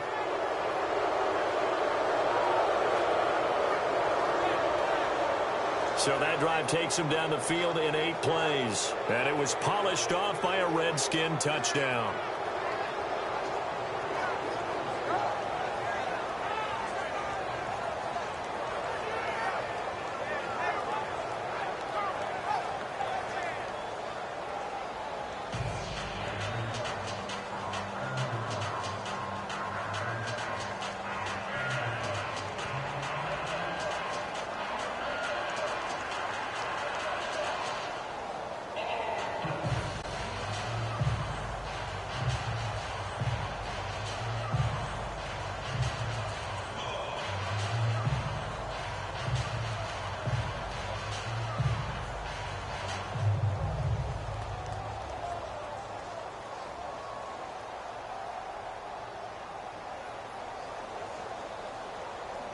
Here's Hopkins now out to kick it away.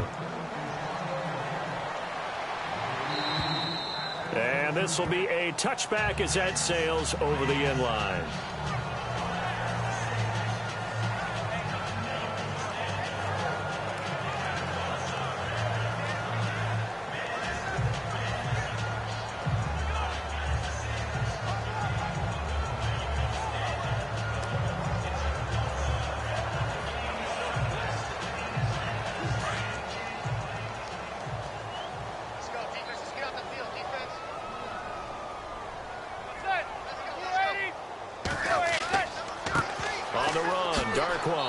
And he'll go down right at the 30-yard line.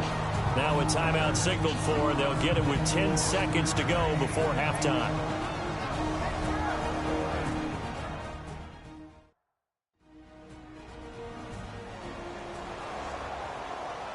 So we're back in the offense getting set following the call of that timeout.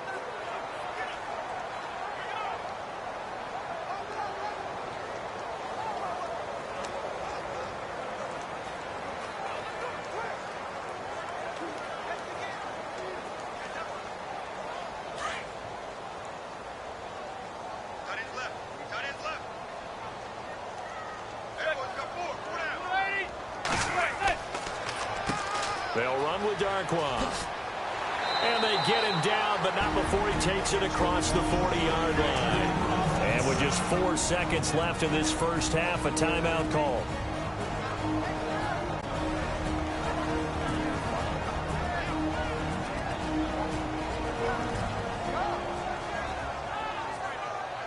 And we are back here. I'm Brandon Gaunt alongside Charles Davis. So the offense takes the timeout. And now we're set to get going.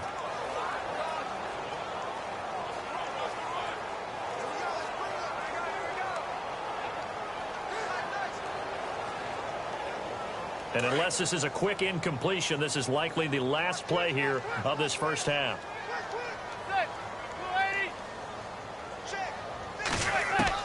One final try now for Manning. He's going to float this over the middle deep. And unable to connect on the long pass. It falls down incomplete.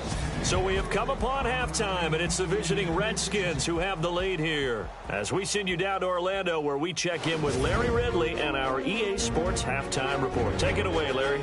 Thanks, Brandon, and welcome to the EA Halftime Report. Let's take a look back at the first half. The Giants trail at home at halftime. The Redskins have looked good on the road and will just try to keep the ball rolling in the second half. So let's take a look at the highlights from the first half. Redskins opening up on offense. Dotson's got the catch coming across the middle. And it's caught for the touchdown as they take a 7-0 lead. Giants have the football midway through the second. Defense is going to come away with the sack. This will go as a loss of 10.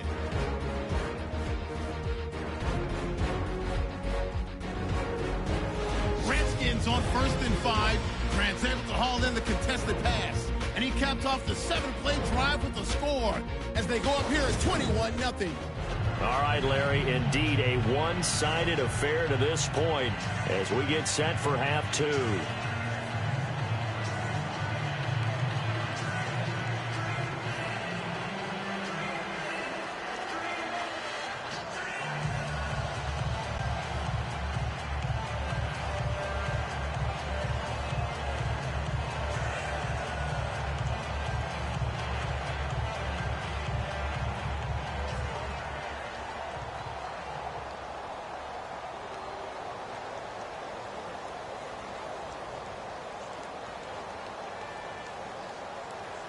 So both teams have their marching orders, and we'll get going again here in quarter number 3. And they will not get a chance to return this one as it's through the end zone for a touchback. The Giants offense now, they get ready to head back on the field. They come out here with a 0 on the scoreboard. What was said in that locker room? That's what I want to know. I would love to have been in there because we often have the feeling that there's a lot of shouting, screaming, people upset. But typically, halftime locker rooms are a lot more clinical than that. And in this case, are they upset that the plays weren't working because of execution? Or did they think they were just bad plays to call? Yeah. We'll find out pretty quickly here if they feel like they had something going, but they just need to do it a little bit better or not. We'll find out. They'll run it now out of the gun. And he'll get this one up to the 26. Just a yard on the pickup there, and it'll bring up a 2nd and 9. Well, they're hoping that the second half is better for him than the first half. They've got to find a way to get him going. He's a big part of their offense. 2nd down, 9 yards to go.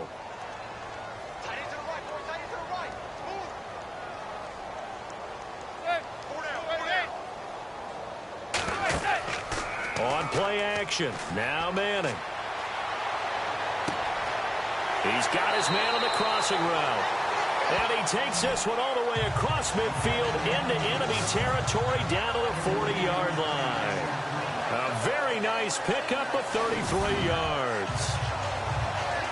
Now that play will end up on the highlights, and you'll see it all over the place.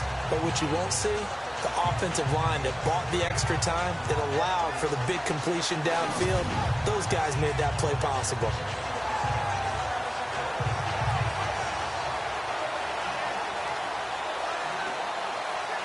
So after that big play, let's see if they can catch their defense maybe on their heels.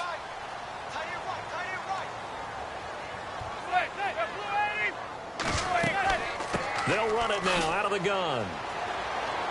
And he only manages a couple here down to about the 38-yard line.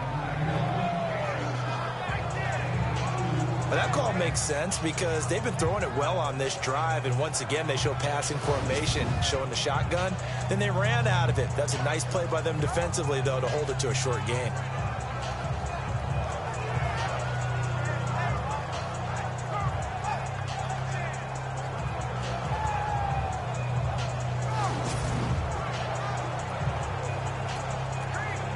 And they still need 8 yards for the first here on 2nd down.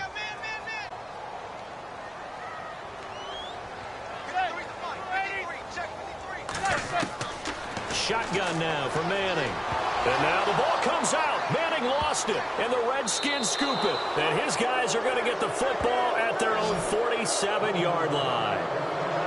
Well, they knocked that one free from Eli Manning, and he's not a guy who's usually fumble-prone. Usually has a pretty good sense about getting rid of the football. But in this case, they managed to knock it out of his hands. Yeah, stat to your point, I was looking back yesterday. 3 seasons of 10-plus fumbles, but other than that, single digits. He usually takes pretty good care of the ball.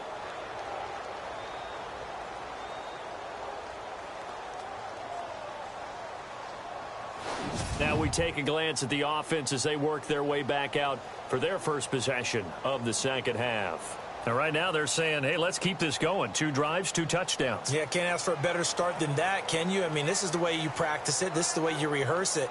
But right now, the play calling, they're locked in really well. Open now to get back in the end zone on his 4th possession. The previous play is under review.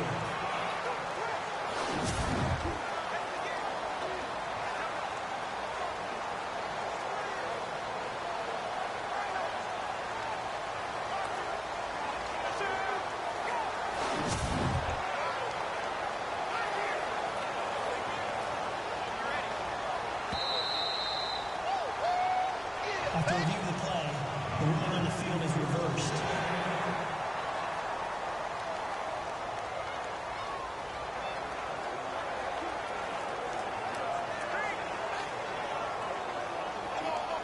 And some secondary help here for the defense in the nickel on 3rd and long.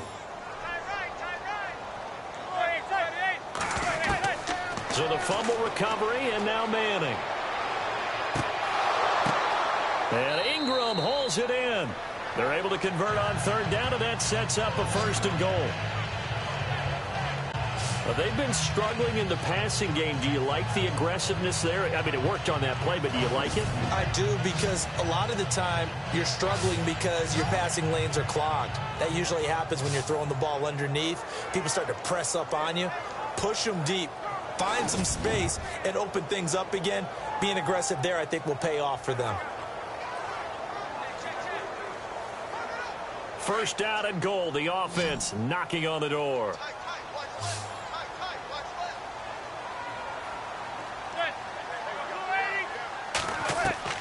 From the gun, it's Manning.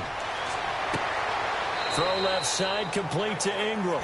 A gain of 9 there. Sets up 2nd and goal. He's been quiet today in the passing game, just his 2nd catch. Yeah, and people have to come up with schemes to limit him. And what a lot of teams do, they'll double him, use a linebacker underneath, a safety over the top. Sometimes they'll just take a corner, maybe their 3rd corner if he's a bigger guy, and put him on man-to-man to try and limit his touches. Just keep mixing it up, give him different angles, different looks, like a good boxer does. Manning, and he is going to go down. Back at the 11-yard line. Stacy McGee in there to make the sack. He buries him for a loss of 10. Well, they go play fake. The problem is nobody was faked out. And when no one's faked out, what's the end result? Sack. Quarterback gets hit.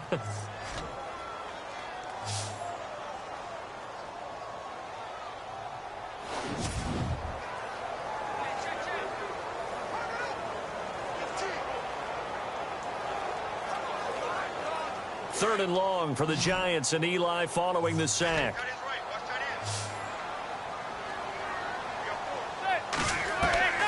From the gun, Manning.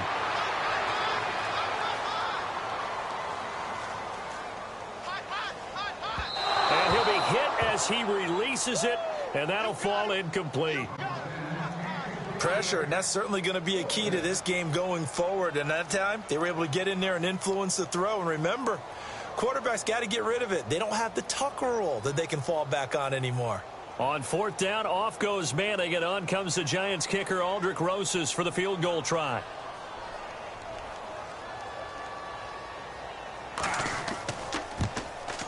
And the kick by Rosas is good. And the deficit drops now from 21 down to 18. So a good drive there to begin quarter number 3, but they're only able to shave 3 points off that lead. And now you put the pressure on your defense, who didn't particularly play all that well in the first half. But they're going to need to step it up here and make some plays if these guys are going to have any chance.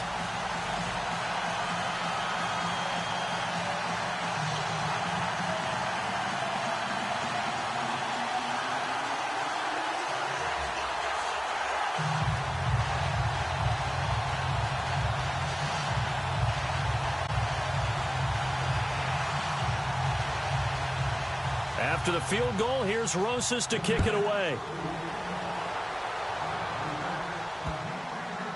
This will be taken short.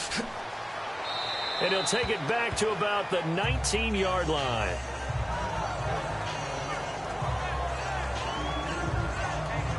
So now we look at the Redskins offense getting ready for their first possession of the second half. They built a good first half lead. Now they have a chance to add on to it. And what I'm thinking is that the offensive staff spent the entire halftime just working with them on, here's what we think they're going to do to attack us in the second half. Nice first half that we've had, guys, but be prepared for some change-ups. We're going to see them when we kick it off in the second half. See how they handle any adjustments that might be made defensively.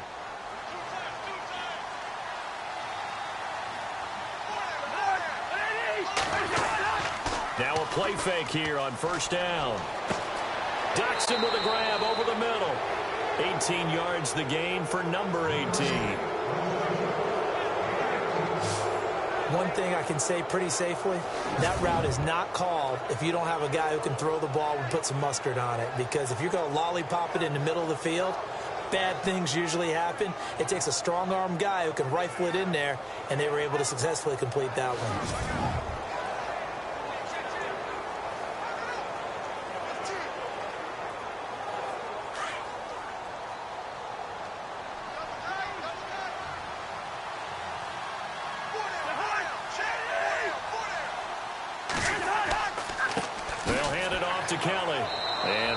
Scarce here. He's going to be stopped in his tracks at the line of scrimmage. Call it no gain on the play, and it'll be second down. And if you're the defense and those D tackles, you like that they're trying to run the football here against your 4-3, don't you? Yeah, because they tend to eat things up because they are so strong and physical, and especially when they play with leverage where they get lower than the offensive lineman and control him. And what I love about the good defensive tackles, they can play over the guards, they can slide and play over the center. Nobody in the offense likes that day when they have to deal with those guys. Back now here at MetLife Stadium. It's the Redskins with the football and the lead as we start the fourth.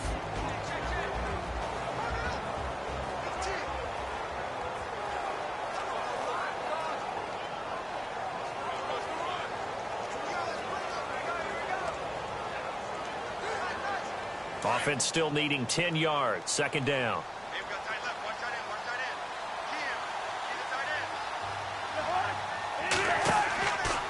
They'll go again with Kelly.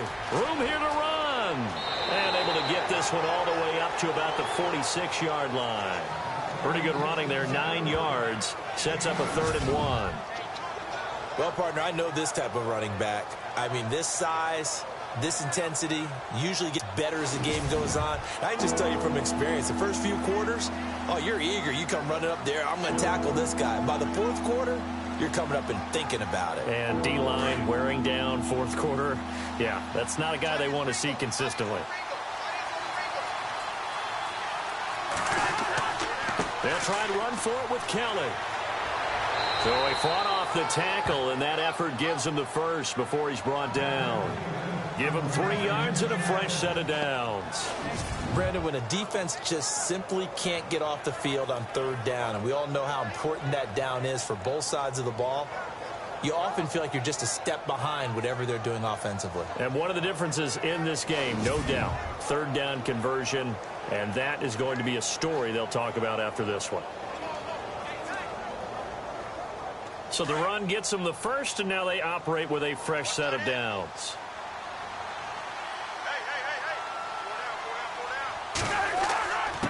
On the run, it's Kelly. Ooh, with a juke. And he's brought down. A good gain of 14 there, and it moves the chains.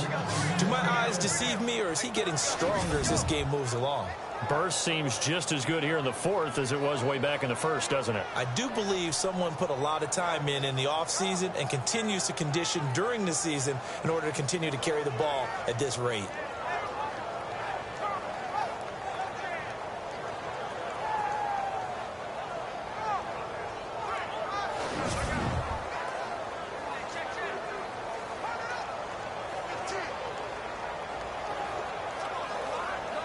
Offense comes to the line now, 1st and 10.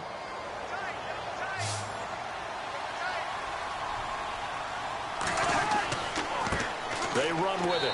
It's Kelly looking for a seam but finding none. He'll get back to the line of scrimmage, and that's it. No gain on the play. It'll be 2nd down. The fourth quarter here, they've got the lead. They want to keep it on the ground. That's what they're doing. Smart football. Keep the clock grinding. Keep it going. But you got to figure now, they're going to see more people stacked up at the line of scrimmage as they try and bleed it out. And they're going to take it all the way down and just take the delay. Delay of game, offense. So that'll back them up 5. Still 2nd down.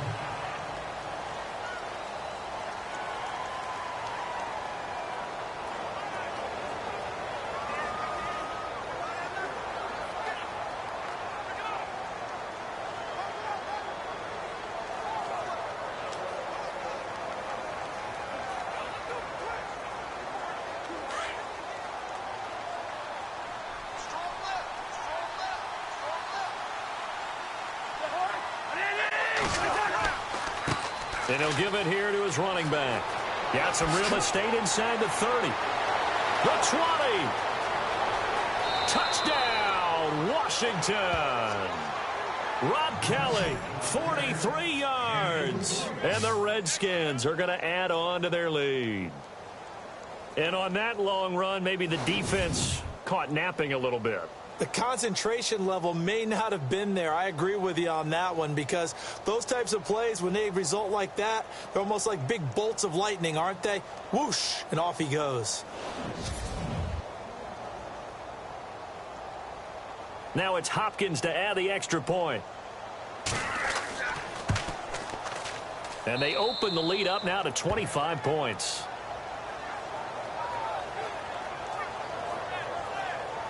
So this drive spans 7 plays, and Rob Kelly finished it all off with a touchdown run.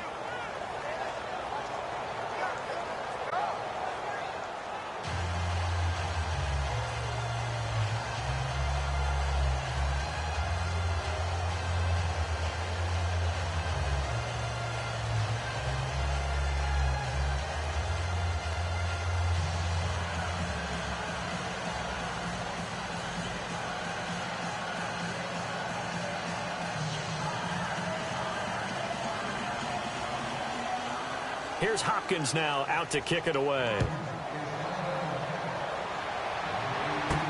And it's a short kick, taken right around the 19. And they're going to start this drive in pretty good shape as they get it up past the 30.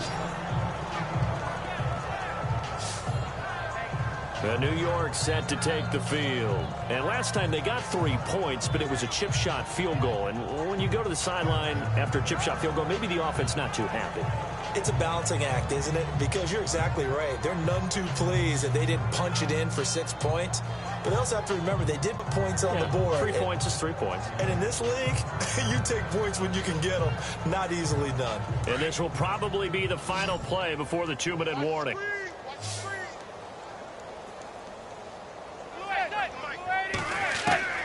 On first down, Manning.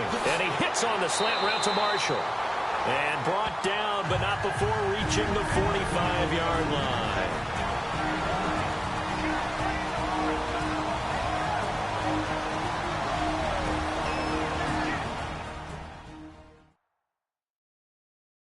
So it's Giants football here as we welcome you back. They've got a 1st and 10 as they search for a late score.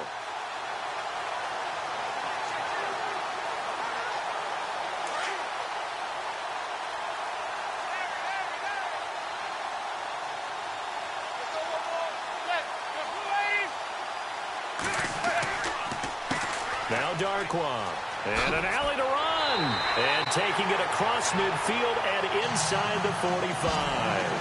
They give him 14 yards that time and a fresh set of downs. At this stage of the game, the run-pass numbers are a little bit out of whack because most of their yardage has come through the air. But in a sense, that just sets things up for big runs like that because the defense might be a little bit off balance. They pick up another first down with that run.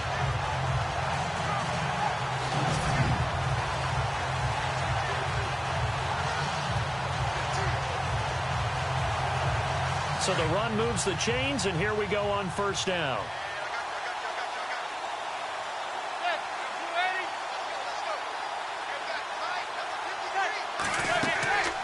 They'll run it now out of the gun. And down inside the 35, he goes to the 32-yard line. 9 yards is the pickup there, and they'll have a 2nd and 1. On second down, here's Manning.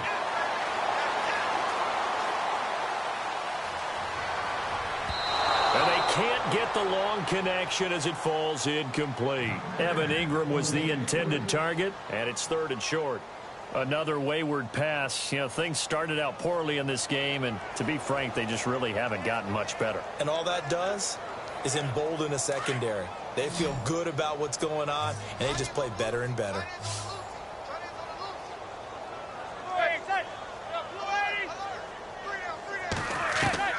Manning to throw on 3rd and 1. He's going to let it fly. Pushing his way through. And a shot taken on 3rd down, unsuccessful. 4th down now. Got to be wary of throwing an interception here because the defense knows they're going to get tested deep. That's why they're going to put a couple of extra guys back there to try and prevent that. Yeah, late in the fourth quarter here, trying to preserve the lead.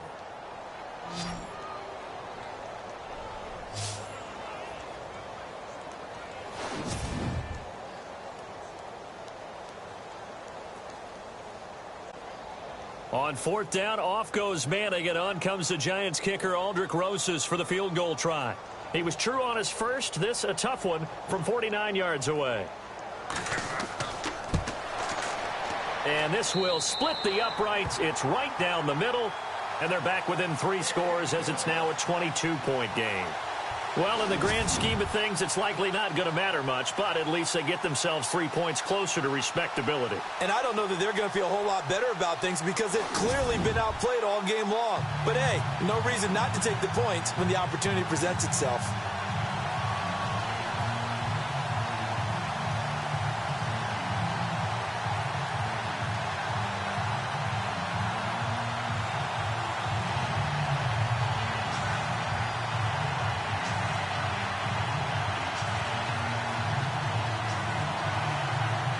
After the field goal, here's Rosas to kick it away.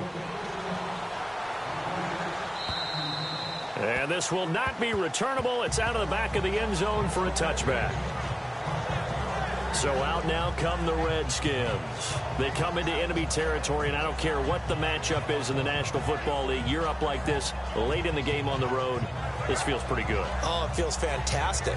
Anytime you get a road victory in the NFL, that's a big-time accomplishment, and to do it this convincingly, that just tears up the script that every home team has, which is nobody comes into our house and pushes us around. They took care of business today. Yeah, they pushed around, and now the final stages of this one.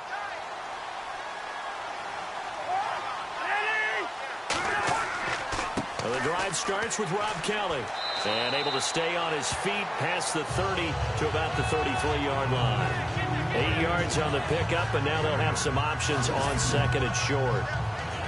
Good gain there on first down, and keeps them in a running situation probably. They did everything right on that play, didn't they? They got the leverage up front, good blocking, nice hole for him, ends up picking up nice yardage, stays in bounds to keep the clock rolling.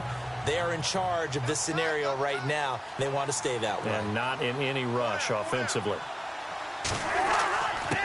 Now a handoff here to his running back. And able to get this one across the 45 before he's brought down. A really nice pickup of 14 yards, and it moves the sticks.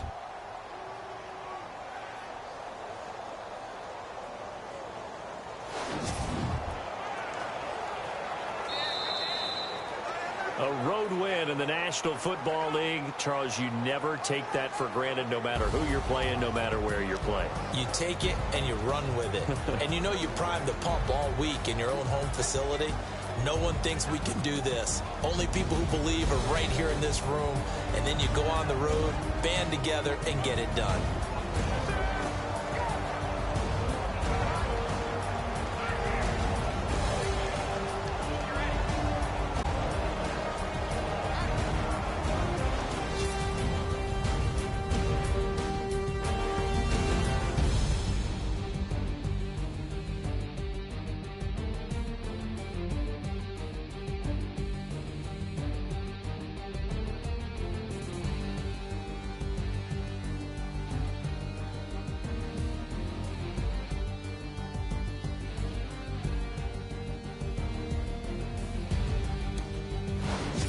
So that'll just about do it for Charles Davis. I'm Brandon Gaudin. You've been watching the NFL on EA Sports. For more, log on to easports.com. With that, we sign off from MetLife Stadium.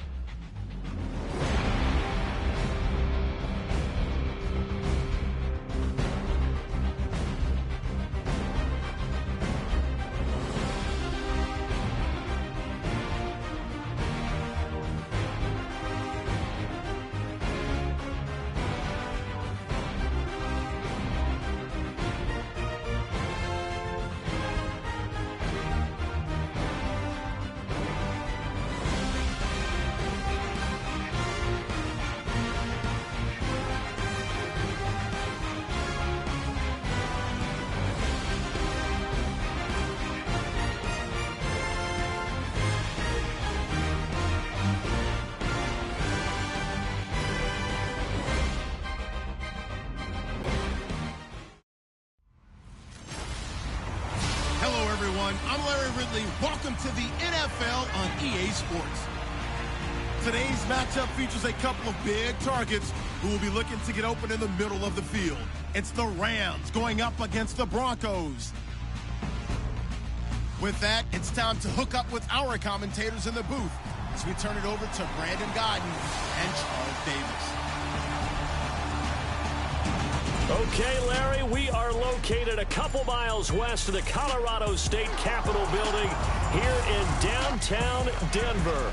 A moment ago, through a shower of pyrotechnics, it was the hometown Broncos taking the field as they get set to do battle with the Los Angeles Rams. Hello again, everybody. I'm Brandon Gunn here in the booth. With me, as always, Charles Davis. And you know, Charles, Larry took a moment to highlight a couple of the tight ends that we're going to see in this game. Both of these teams really look to get them involved in the offense early and often, don't they? And we continue to see in the NFL how the tight end is becoming more and more of a highlighted position. Some of these guys can flex out like wide receivers. A lot of them can come inside, block as well as catch passes. He's exactly right. Tight end, that's a position we'll continue to follow as this game unfolds. Greg Zuerlein now. He'll handle the honors to get us started. And off we go from Sports Authority Field. This one taken just inside the 10. Solid return, pretty good field position. They'll start at the 32-yard line. So here are the Broncos now for their opening drive. They're led out by their quarterback out of Northwestern University. It's Trevor Siemian. This young man is near and dear to my heart. I saw him play in high school. Olympia High School in Orlando, Florida, where he was a prolific passer, real smooth in delivering the football. Had to sit a while at Northwestern before he got his chance to be a full-time starter. Showed his potential. Drafted late in the process by Denver. And now he's got a chance to be a starter in the NFL.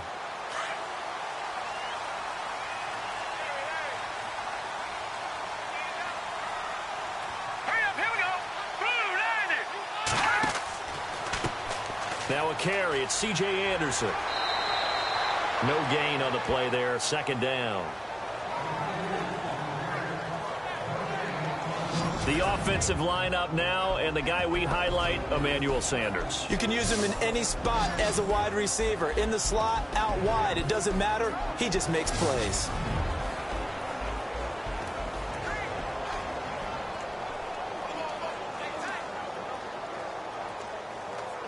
And on 2nd and 10 now.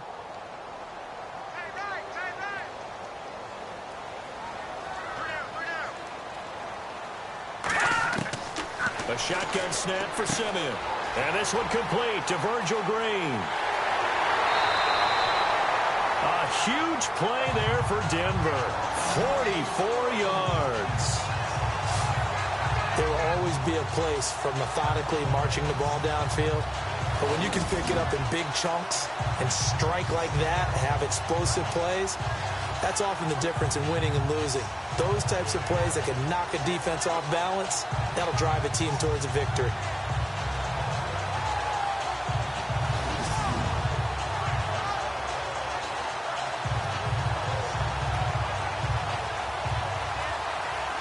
First down and 10 now for the offensive group.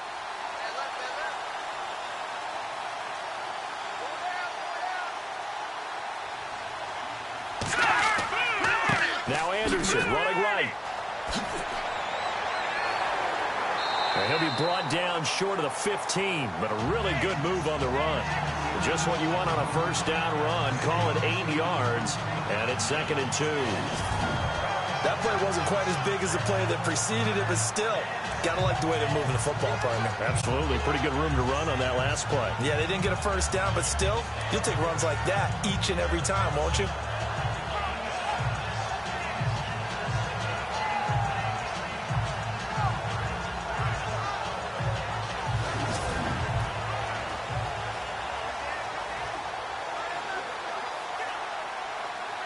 Second down following the run.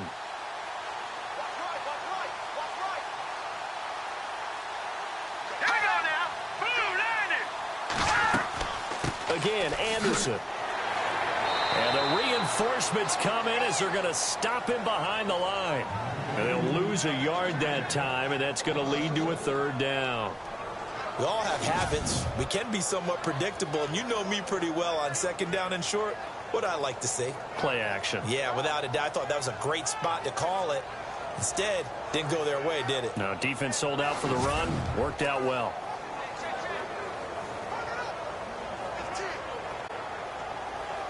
The Rams go nickel here defensively on third.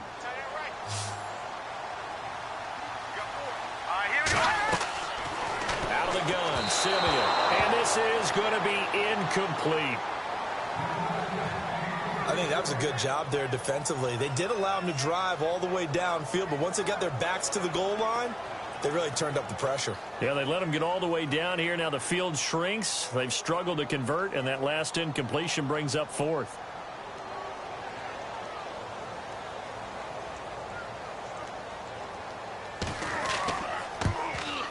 And McManus able to put it through.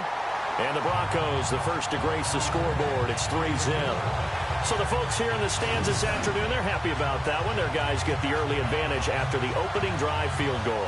And they should be happy. Their guys look good getting down the field, and that's got to give them hope that good things are in store here today.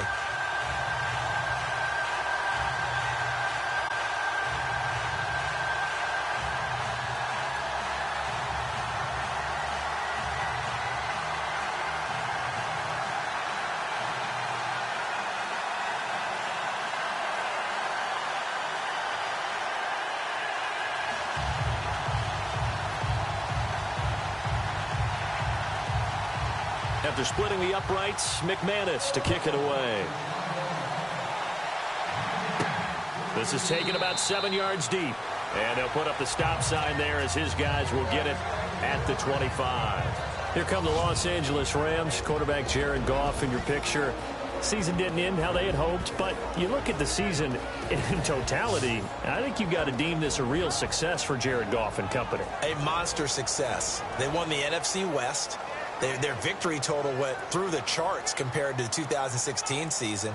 And how about Jared Goff, who was 0-7 as a starter in 2016 as a rookie, jumping that up to winning a division title, becoming one of the better young players in the league. And how about this? 2017 Most Improved Player Award, I think that's well within his grasp. 2018, you're talking about a Pro Bowl quarterback. Here's the first carry now for Todd Gurley. And he'll wind up with about 6 up past the 30 to the 31.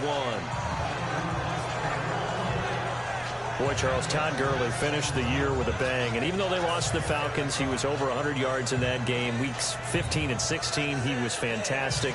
A comeback year for him, wasn't it? It certainly was, because we saw him explode on the scene as a rookie in 2015. 2016 just never could really get started. We didn't see the big runs. Heck, we didn't see a 100-yard game out of it. So when you look at this season, brand new offense, new way of doing things, but the biggest thing, offensive line. Andrew Whitworth at left tackle. Roger Saffold able to settle in at guard, his best position. And John Sullivan, the new center. That gave him a line to work with, and boy, did he take advantage of it. Well over 1,300 yards rushing, caught the ball well out of the backfield, a definite candidate for MVP in 2017, and I would say in just about any season he plays going forward. So second down was a run play. Now let's see what they do on third.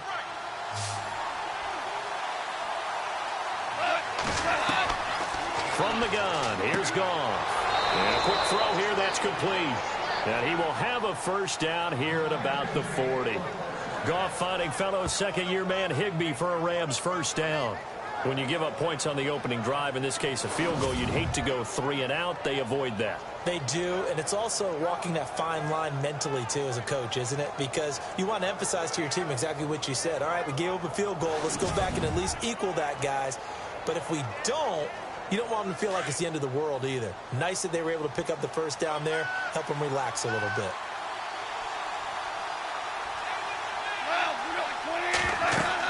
On first down, it's Gurley. And the play goes nowhere. Losing yardage back near the 40 at the 39. That's going to go as a loss of a yard, and it'll be second down. I think there's one element that just keeps increasing on defense in the NFL, and that's speed. They want it at every position, and we just saw there some linebackers that can go sideline to sideline, run past that trash, go past people, and make tackles near the sidelines. Not only near the sideline, but also in the backfield there for the loss.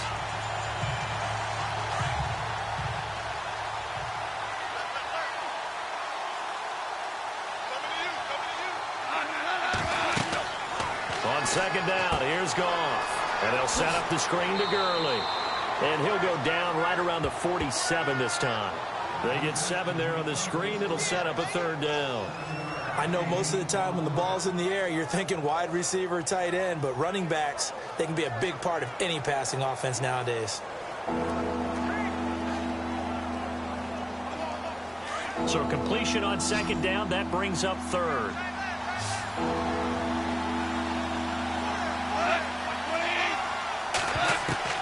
A shotgun snap for Goff. And that one is incomplete. And it also concludes quarter number 1. So just a lone field goal in this first quarter of play. 3-0 is our score. Charles and I back to Denver after this.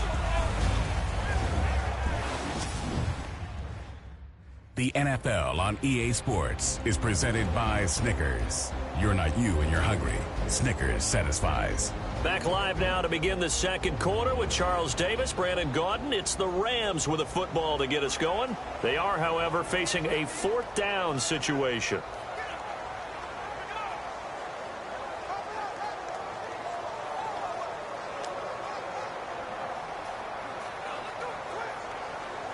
So on 4th down, here's Johnny Hecker to punt it away.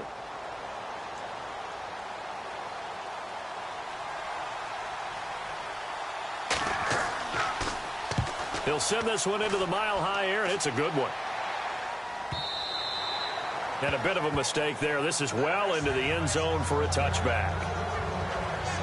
The Denver Broncos, they missed out on the playoffs for the 2nd straight year. Their offense coming back onto the field here, and that's coming off that Super Bowl 50 win. I don't know that we expected them to go back-to-back-to-back or anything like that, but I certainly don't think we saw them missing the playoffs the last 2 years, right? No, you're correct on that one. And a big part of it is, what's one of those old adages in sports, that defense travels and defense is a constant?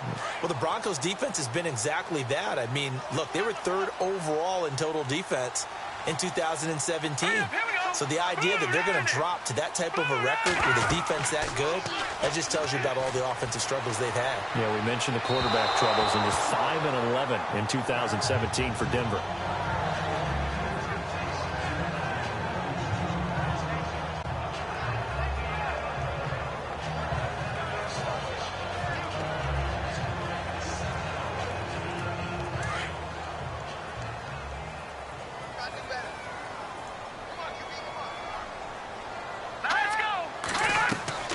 Play fake to Anderson. Now Simeon. And down he goes on the pressure from the Rams defense.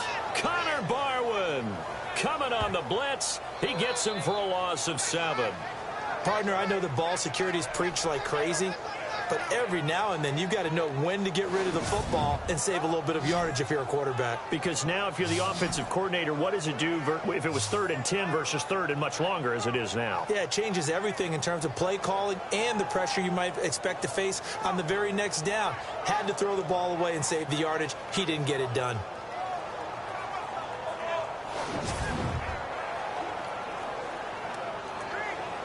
Simeon in need of something big following that sack, facing 3rd and long.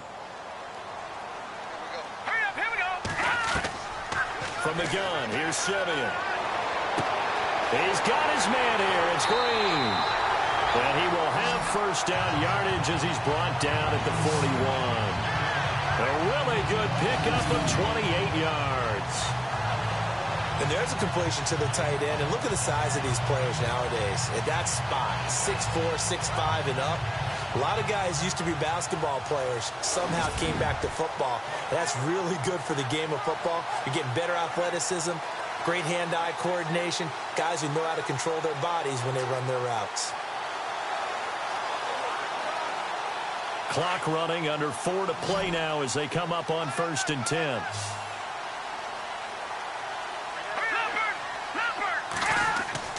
They go play action here on first down. And the catch made. This is Emmanuel Sanders. And he's taken down, but not before he gets this into enemy territory across the 40. Chewing up big yardage. Another nice gain there. This one goes for 20. One of the selling points of the in route is it gives the quarterback a really nice sight line to his receiver and almost on a direct shot able to throw the ball into the middle of the field and have a great chance of success as they did on that play.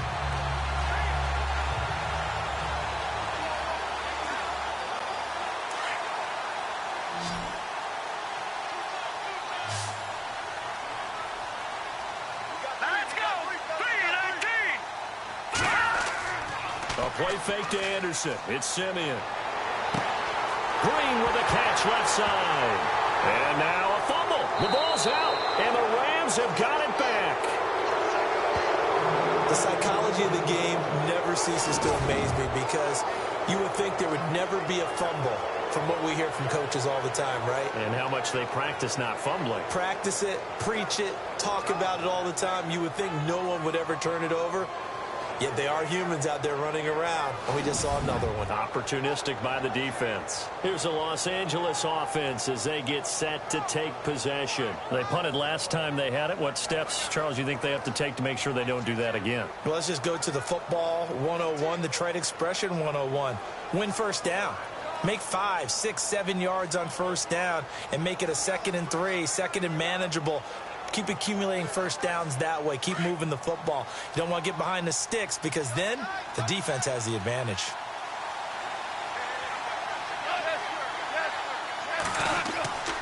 They'll start out on the ground with Gurley. And he goes across the 20 to the 22. 5 yards on the carry. Good pickup on first down. Partner, I think from our experience together, we have learned that most offensive coordinators are going to tell you if I'm going to run the football on first down, I've got to get at least 4 yards. They got 5 here. They've got to feel pretty good about that one.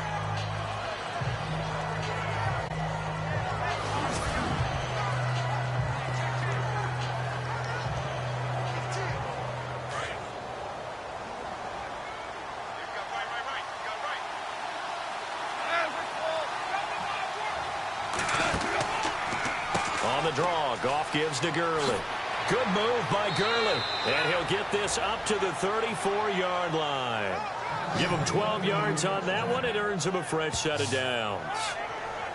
Boy, he does it at a high level, doesn't he? Because when I watch him, I think of his vision. Straight ahead, peripheral. Also has that sense of where holes are going to be before they actually open. I think that helps set him apart from many of the other backs in the league.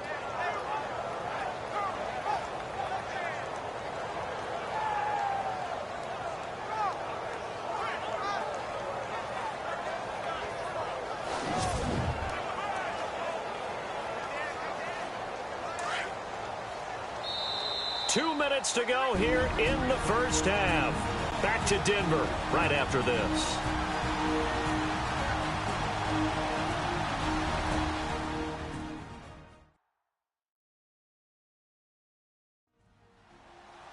Don't forget, coming up at halftime, we'll take you to Orlando and Larry Ridley. Larry will have the highlights of this first half, but he won't have touchdowns because we haven't had any to this point. But there's still time, though, partner.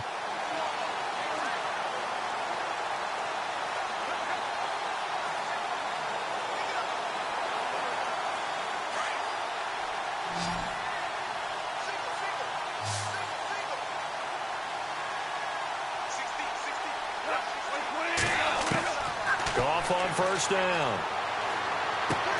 He'll get this complete to Cooper Kupp. And he'll get up to the 43-yard line. Give him 9 there on the first down completion. And they're trying to line up quickly here. Goff urging them on. To throw on second down is Goff. And he's got some space. And it's a fumble. But fortunately, he's able to recover his own fumble, or that could have been trouble. First down now, but the clock continues to move.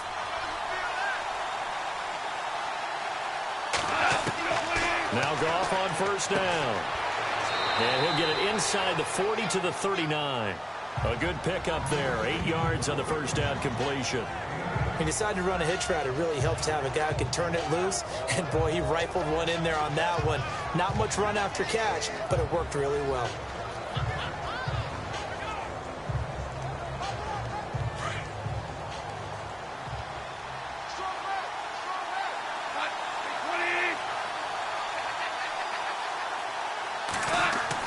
Here's Goff now on second down. Dumps it off to Gurley. And he's going to get it down to the 33-yard line here. And now before this first down play, we're going to get a timeout here, as they get the stoppage with a little over 50 seconds to go in the first half. And welcome back. The offensive unit, they took the timeout. And now they get set to line up as we resume action.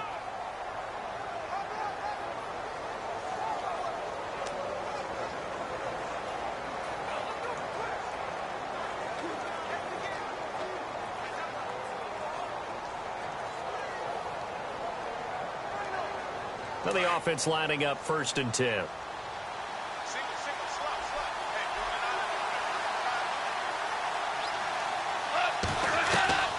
Out of the gun, Goff. And his throw is incomplete. He was looking for Todd Gurley, and that'll bring up 2nd down.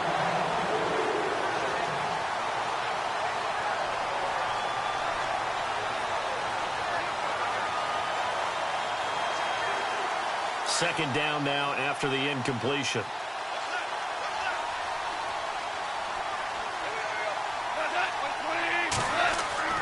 To the air again, Goff.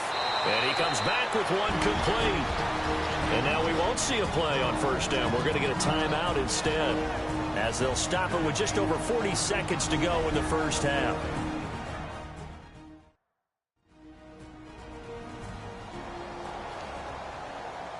And we're back. The offense had a chance to talk things over. We'll see what they come up with here on this next play.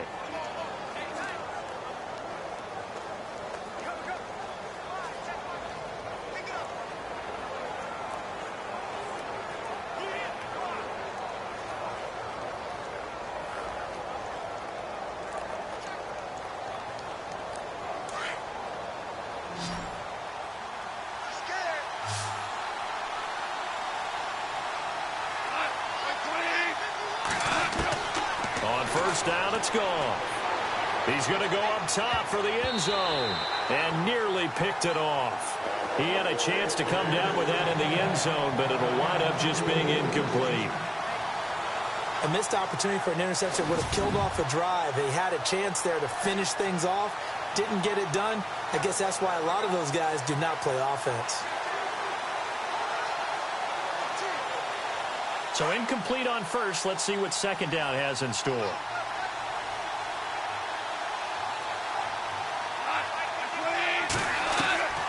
Throwing again is gone. Throw left side, complete to Cup. They'll get 9 there as that sets him up better for 3rd down. And boy, they had high praise for this rookie receiver when we asked the coaches about him, didn't they? They certainly did, and obviously they liked his measurables, otherwise they wouldn't have brought him onto the team. Height, weight, speed, all of that. But how about what they really said? Competitiveness. That's what they really liked about him. The way he goes after the football, competes for it, and decides when it's in the air, it's his and only his. To throw is gone. Man open, it's Cup. He's got it. And he gets the 1st down yardage he needs before he's brought down at the 6. They're able to convert on 3rd down, and that sets up a 1st and goal. Goff now looks to throw.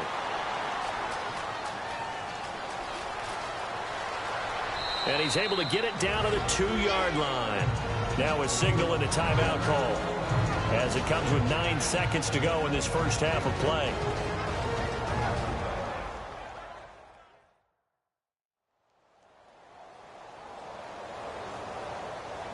So the offense takes the timeout, and they are back out and ready to rock.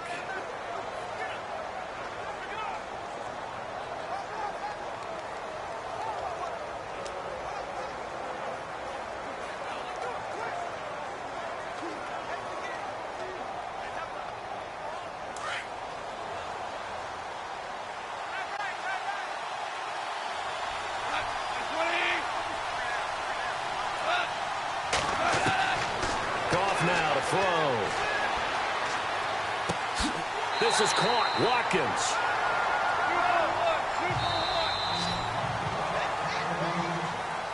So we're at half. halftime here in Denver with the Broncos leading this one. As we send you on to Orlando, we hook back up with Larry Ridley. He's got our EA Sports halftime report. All right, Brandon, we'll see if I can get through this without being skipped as we welcome you to our EA Sports halftime report. Both the Broncos and the Rams haven't had a reliable run game so far. The push up front has not been there, and you have to give credit to both defenses on that front. All right, let's take a look at some of the highlights from the first half. Broncos opening the game on offense. Green's found on the quick pass and catched it, and he ends up at the 24-yard line before he stopped on the play. Broncos would go on to kick a field goal. Down to early in the second quarter. Green's got the catch here on the quick pass, and he ends up at their own 41-yard line before he stopped on the play. Later on the drive, a fumble would get the defense off the field. So that'll do it for us here in Orlando. For the call of the second half, let's hand it back over to Brandon and Charles. Brandon.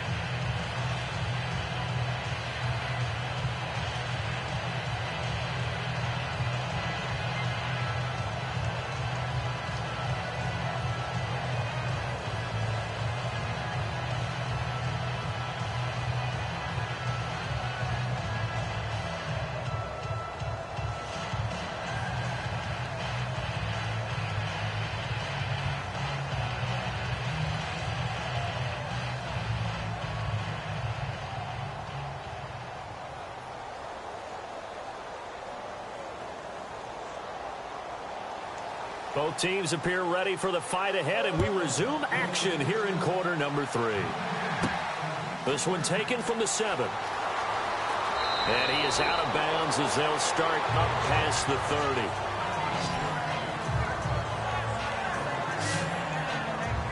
30. The Rams offense now making their way out to take over. They're close game, but they're going to need to do a little bit better probably here in half 2, no? I would agree with that totally. I would guess it in the locker room. They talked about cleaning up some of the errors, but overall, I think they wanted to be positive with them. Guys, we're right there. Just not playing as well as we need to. Let's pick it up, and we still have a chance to win this game. Yeah, they do. We'll see if they can pick it up.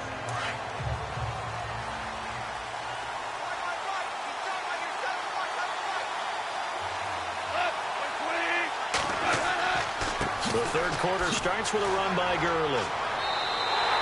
That's going to go as a loss of 2, and it'll be second down. Brandon, that play typifies what we've seen from the offense all day long. They've had no success getting things going. I think for the offensive coordinator, he's got to go to that side of the play sheet that says, try something different. Try some specials, something they haven't seen all day to try and get this offense kick-started.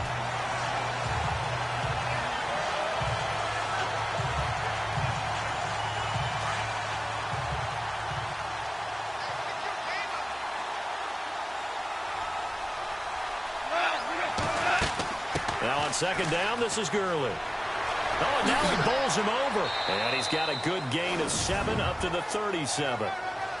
Getting out a ton of success here so far, but you get the feeling that he might be on the verge of popping one. Yeah, even on that one, there was a little bit of a hole, but it closed there quickly at the end.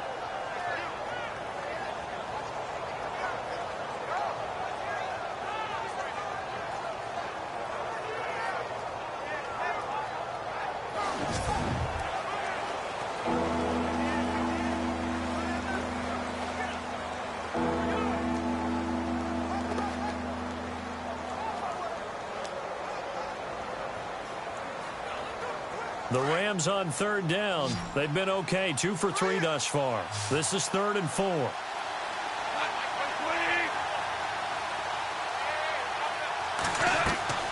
Here's Goff. It's incomplete. Took a shot, couldn't connect. Another drive comes and goes. Still nothing on the scoreboard. Yeah, and when the second half comes, you know, it's real easy to get discouraged and wonder if you're ever going to get things started. You just got to fight through it. Got to keep pounding away. Here's Johnny Hacker now as he'll punt it away for the second time.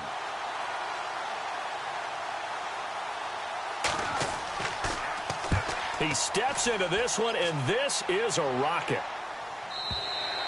And that is much too long. That's into the end zone for a touchback. And here comes a big tight end as he gets set for this next drive. And some of his highlights here from the game, he's nearing 100 yards, partner. And defensive have worked so hard at how to try to slow down tight ends. It was a lot easier, partner, in the old days because when they just lined up on the line of scrimmage, you either put a defensive end or a linebacker over them and tried to body them so they couldn't get off the line of scrimmage easy. And now? Now, when they split out, detach from the line of scrimmage, you put a linebacker out there, they're often too elusive for them. Shake them and get into the secondary too easily before someone else can try and pick them up. Looking to jam the receivers at the line here. Press coverage look defensively. Here we go. They start the drive with Anderson. He'll get about 3 as he's taken down at the 23. Not much happening there on first down. I thought there might have been a hole for a split second. Yeah, but it dried up pretty quickly, didn't it? Closed fast. Now it's 2nd and 7.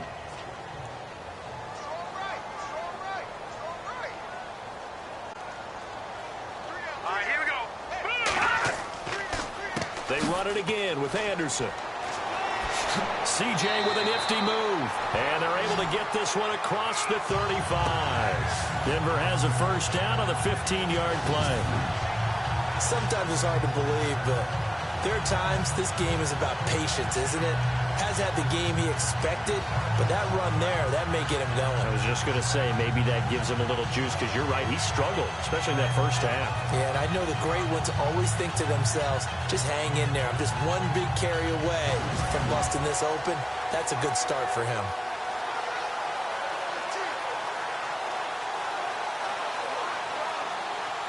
Fresh set of downs here.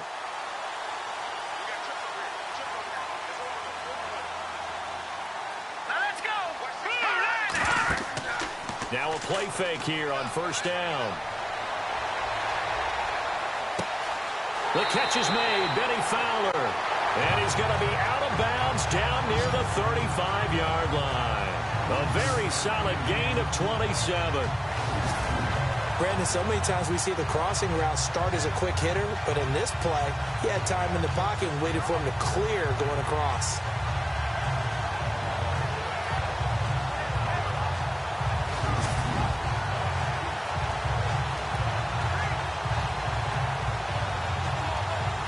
And now a first down following that long gain.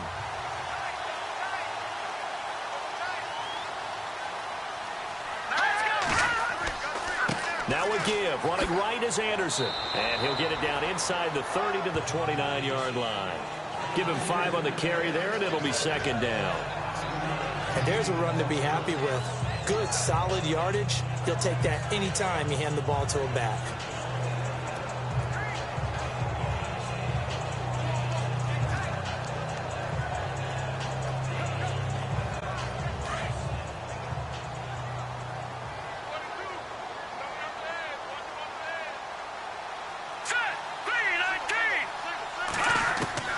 Here's Simeon now on second down. Toward the left sideline, but it's incomplete.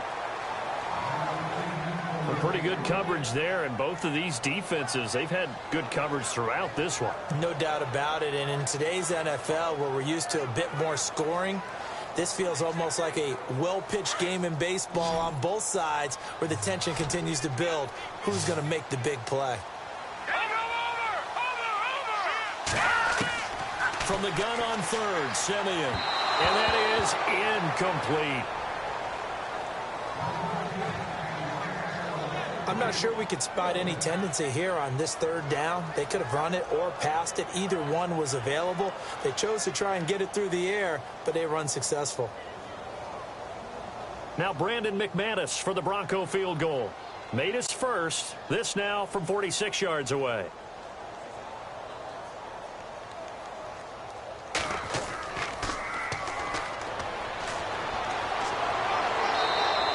They're not going to get it. They try to move the chains with a surprise, but it's a turnover on downs. They pass puts up the three, fake it, it doesn't work. Well, there's two sides here. I guess you could pinpoint and look at the offense and say, oh, man, what a disaster. Hey, the defense, though, they came through. Preparation's the key to everything, and when you're on the defensive side of the ball and in special teams meetings, you prepare for plays like this, and in this case, they were actually able to win it. And the Rams getting set to go now. And last drive, 3 and out. Still a goose egg on the scoreboard. How do they break that goose egg? They've got to find a way to get the ball in the hands of their playmakers, get them some space, and try and make a first down and get some momentum going. It's been a struggle for them throughout the game, and that 3 and out on the last possession, that told you just how stalled they are on offense. So who will step up here? We'll see.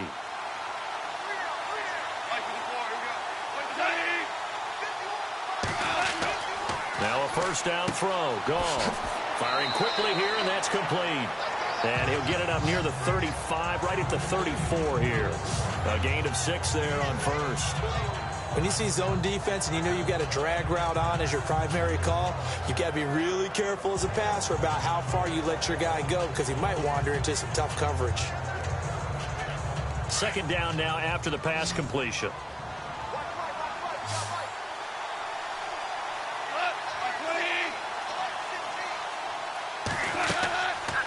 They'll run it now out of the gun.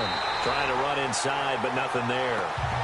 No gain on the play that time, and they'll look to convert on what will be a 3rd and 4.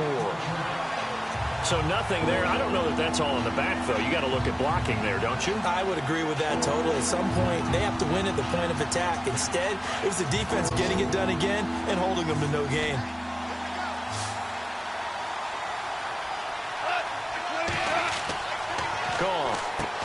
He's going to leave this for his running back. It's complete. And some big-time hitting going on there. He is knocked to the ground right around the 31. Really good defensive effort. They were all over that little swing pass out to the right side before lost yardage. Terrific read, better execution, and done with a lot of enthusiasm, wasn't it? Absolutely. They saw it all the way, ran to the football, and caused a nice play for lost yardage.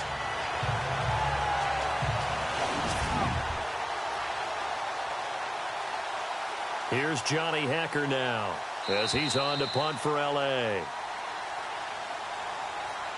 And that is going to do it for this third quarter of action. We'll return with more after this break. You're watching the NFL on EA Sports. Welcome back now to Denver. It's been a very hotly contested game to this point. Just a field goal separating these two teams as we get set for the fourth quarter.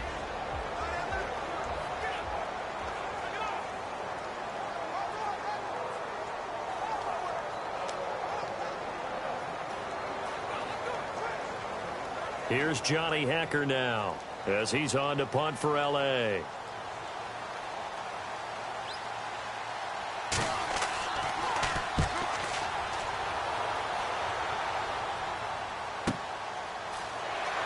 And some strong running.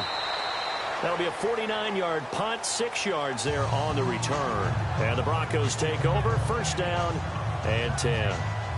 Now this Broncos offensive unit ready to head back out onto the field.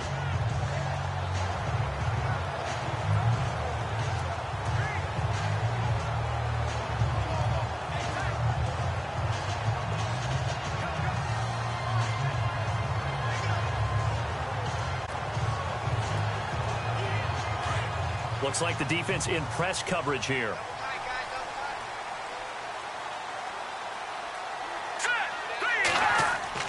Here's Anderson as they begin this series on the ground. Give him a couple on the carry there. 2nd and 8. Brandon, it's all about pace and tempo now for them. They've got the advantage, so I'm going to put musical terms for you. You don't want to go prestissimo. That's too quick, too lively, right? But you also don't want to slow it down too much. You don't want to go lento. What you really want to be is moderato. Nice and even, nice and steady, get those gains, and close out the game. I think that chicken parm from last night's gone to your head. And, he is really laid out that time. Knocked flat on his back at the 33. 9 yards on the pickup there, and it keeps the drive alive.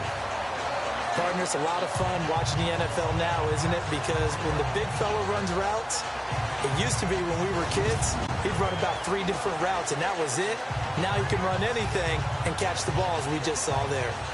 Clock running, under 4 to play now as they come up on 1st and 10. Here we go now. 3-19. Here's Simeon. He'll let this thing go for Sanders. Now look at this. They get the turnover they needed. It's intercepted. John Johnson with the INT. A critical error there in a tight game of the 4th. All you talk about is taking care of the football, and especially with a lead here in the 4th quarter, turning it over, now the door is open for the opposition. Just in general, when you're passing in the 4th quarter with a lead, no matter at what point, you got to be super careful. Got to be careful, and sometimes you can be so careful that you end up running yourself into an error. So now here are the Rams as their offense comes back out. And 3 and out on the last drive. No points on the scoreboard. A little soul-searching now? I would say so, and they need to help out their defense a little bit. They've had to be on the field a lot more than normal, put them in some tough spots. But what's the old adage? When you get another chance, it gives you a better chance to do it right.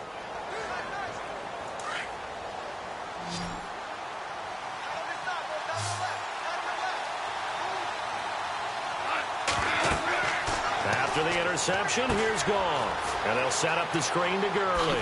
And able to get this one out just shy of the 25 at the 24. It's a gain of 11 yards that time, and it produces a new set of downs.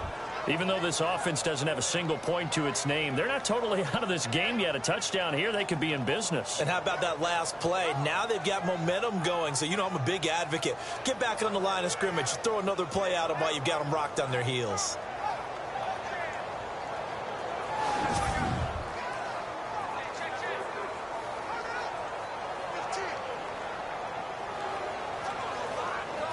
So the offense has it 1st and 10.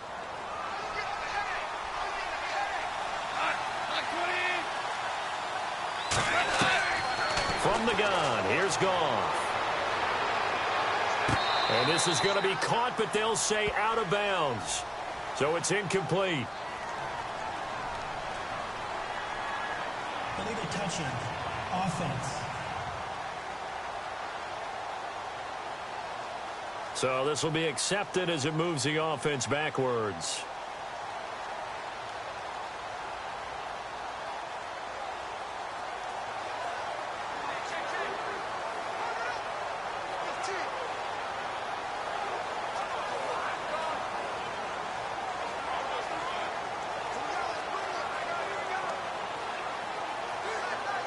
And, of course, the quarterback in this situation, he's realizing time is becoming a factor. Let's see if they can get some points on the board here late. On 2nd and 10, Goff. Over the middle, he's got Watkins. And they're able to get this one across the 35. Goff to Watkins for a Rams first down.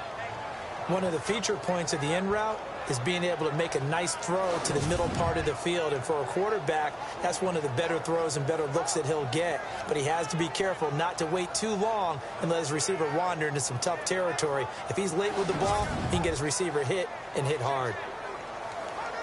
Time starting to run out here in the 4th. This defense just trying to keep the offense off the board and preserve this potential victory. On 1st and 10, Goff. And that's caught left side. It's Woods. And he's taken down, but not before he gets this into enemy territory across the 40. 23 yards on the play.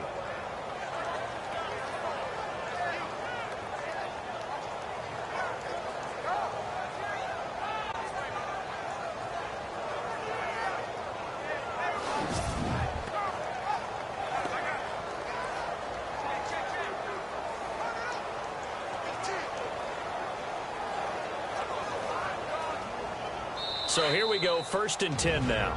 Time for a break. We're back to see what happens after this.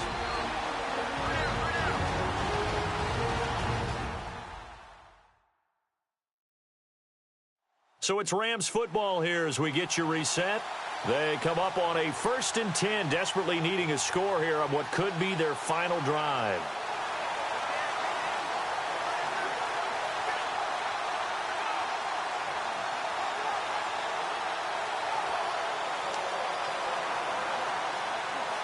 Offense comes to the line now, 1st and 10.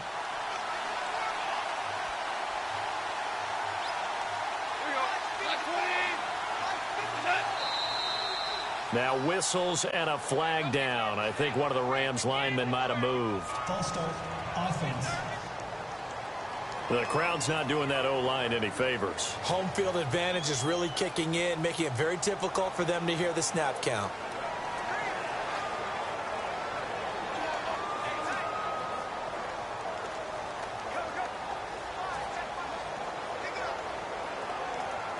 So now 1st and 15.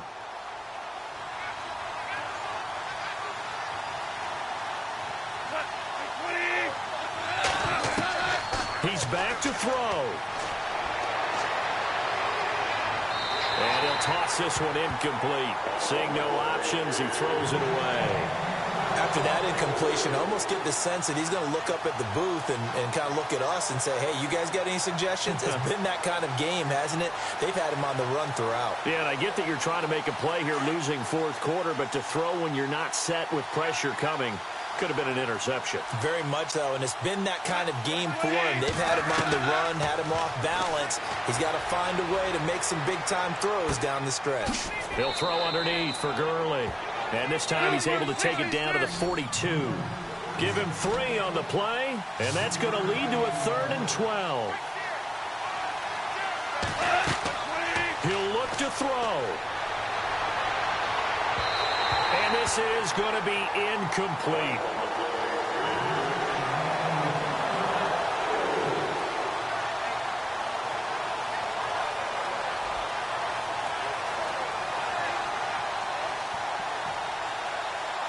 One score down. Here we go. They're going to go for it here on 4th down.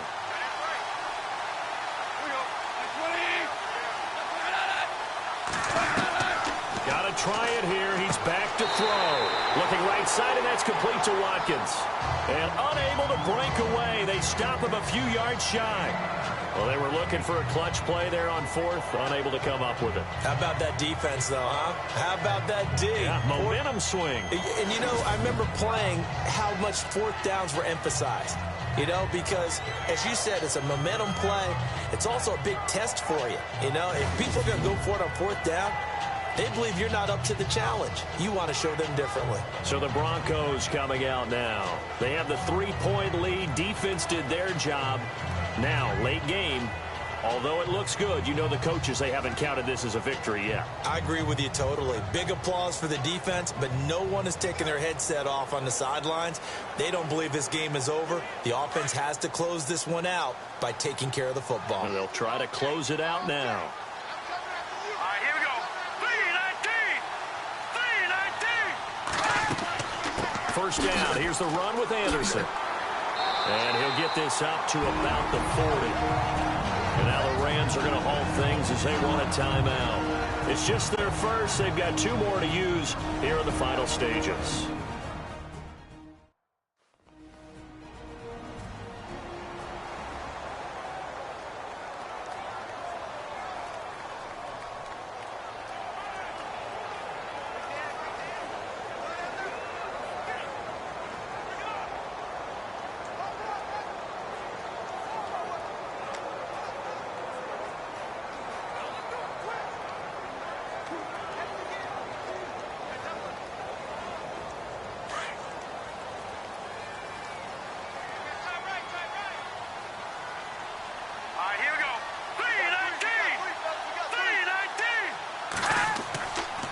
On second down, Anderson. And he's got room.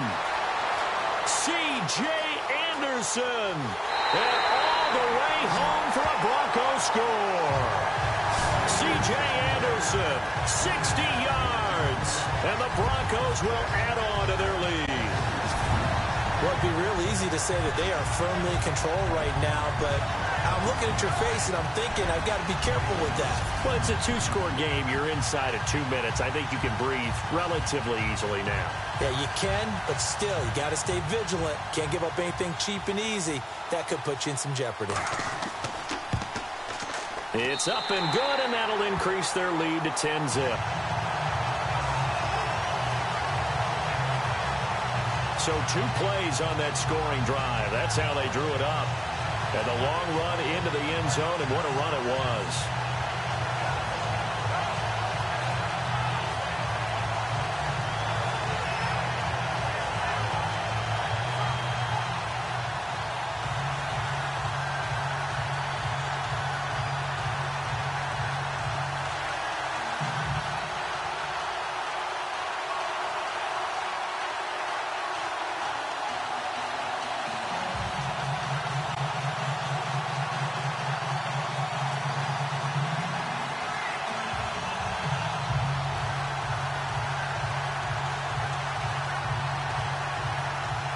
Now McManus on to kick this one off.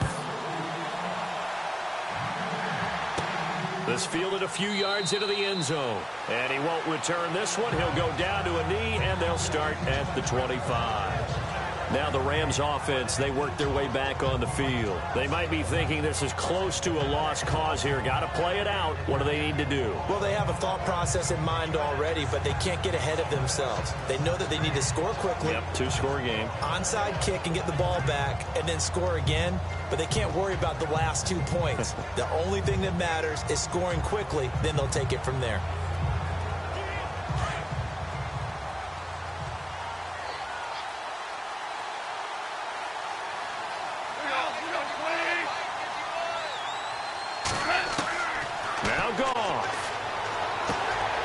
This is caught by Watkins.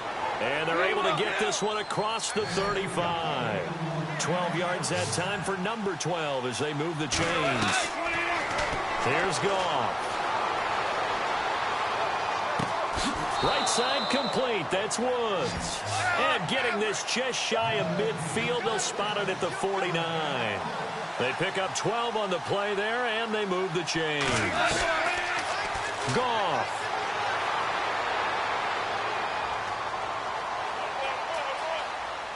And he'll get it into enemy territory just across midfield at the 49. Call it a 3-yard gain, and that'll bring up second down.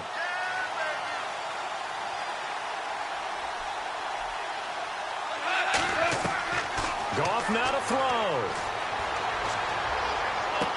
Dumps it off to Gurley. 23 yards on the play.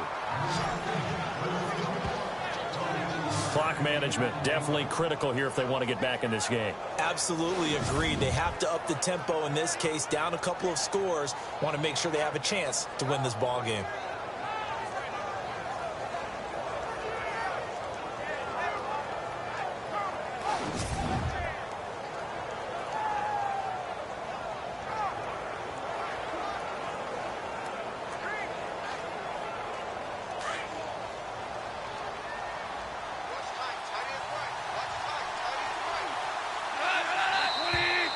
Now whistles and a flag down. I think one of the Rams linemen might have moved. False start, offense. And that'll set them back 5.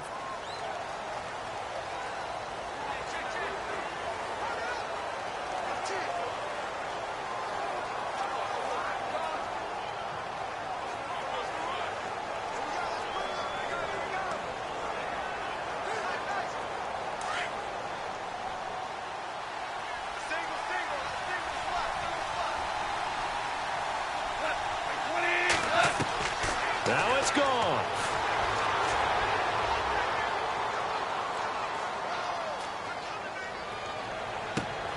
Looking left side, and he's got a man. It's Woods. And down inside the 15, shy of the 10. Illegal touching, offense.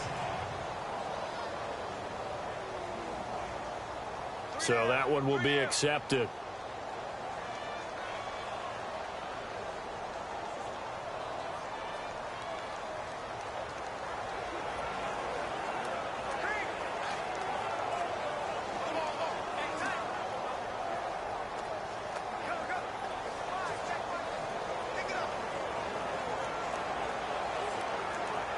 And barring something unforeseen, this will be the last play of the game.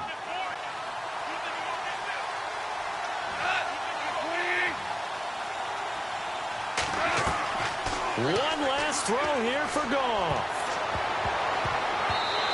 will be incomplete as time has run out on this football game. So, Charles, are able to complete what so often seems to be elusive, a shutout in the NFL. And maybe what's fitting is they ended the game on the field, that defensive unit on the field. What an exclamation mark.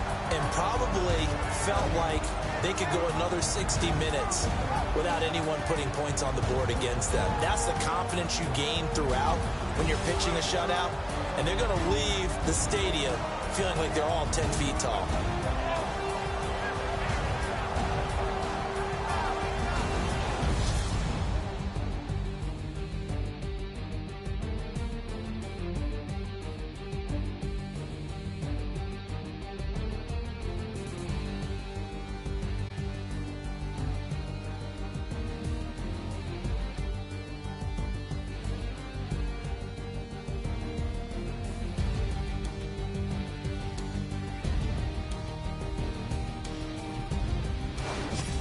So that'll do it for my partner, Charles Davis, and the best darn crew in the industry. I'm Brandon Gaudin. This has been a presentation of the NFL on EA Sports. The Broncos are winners as we say so long from Denver.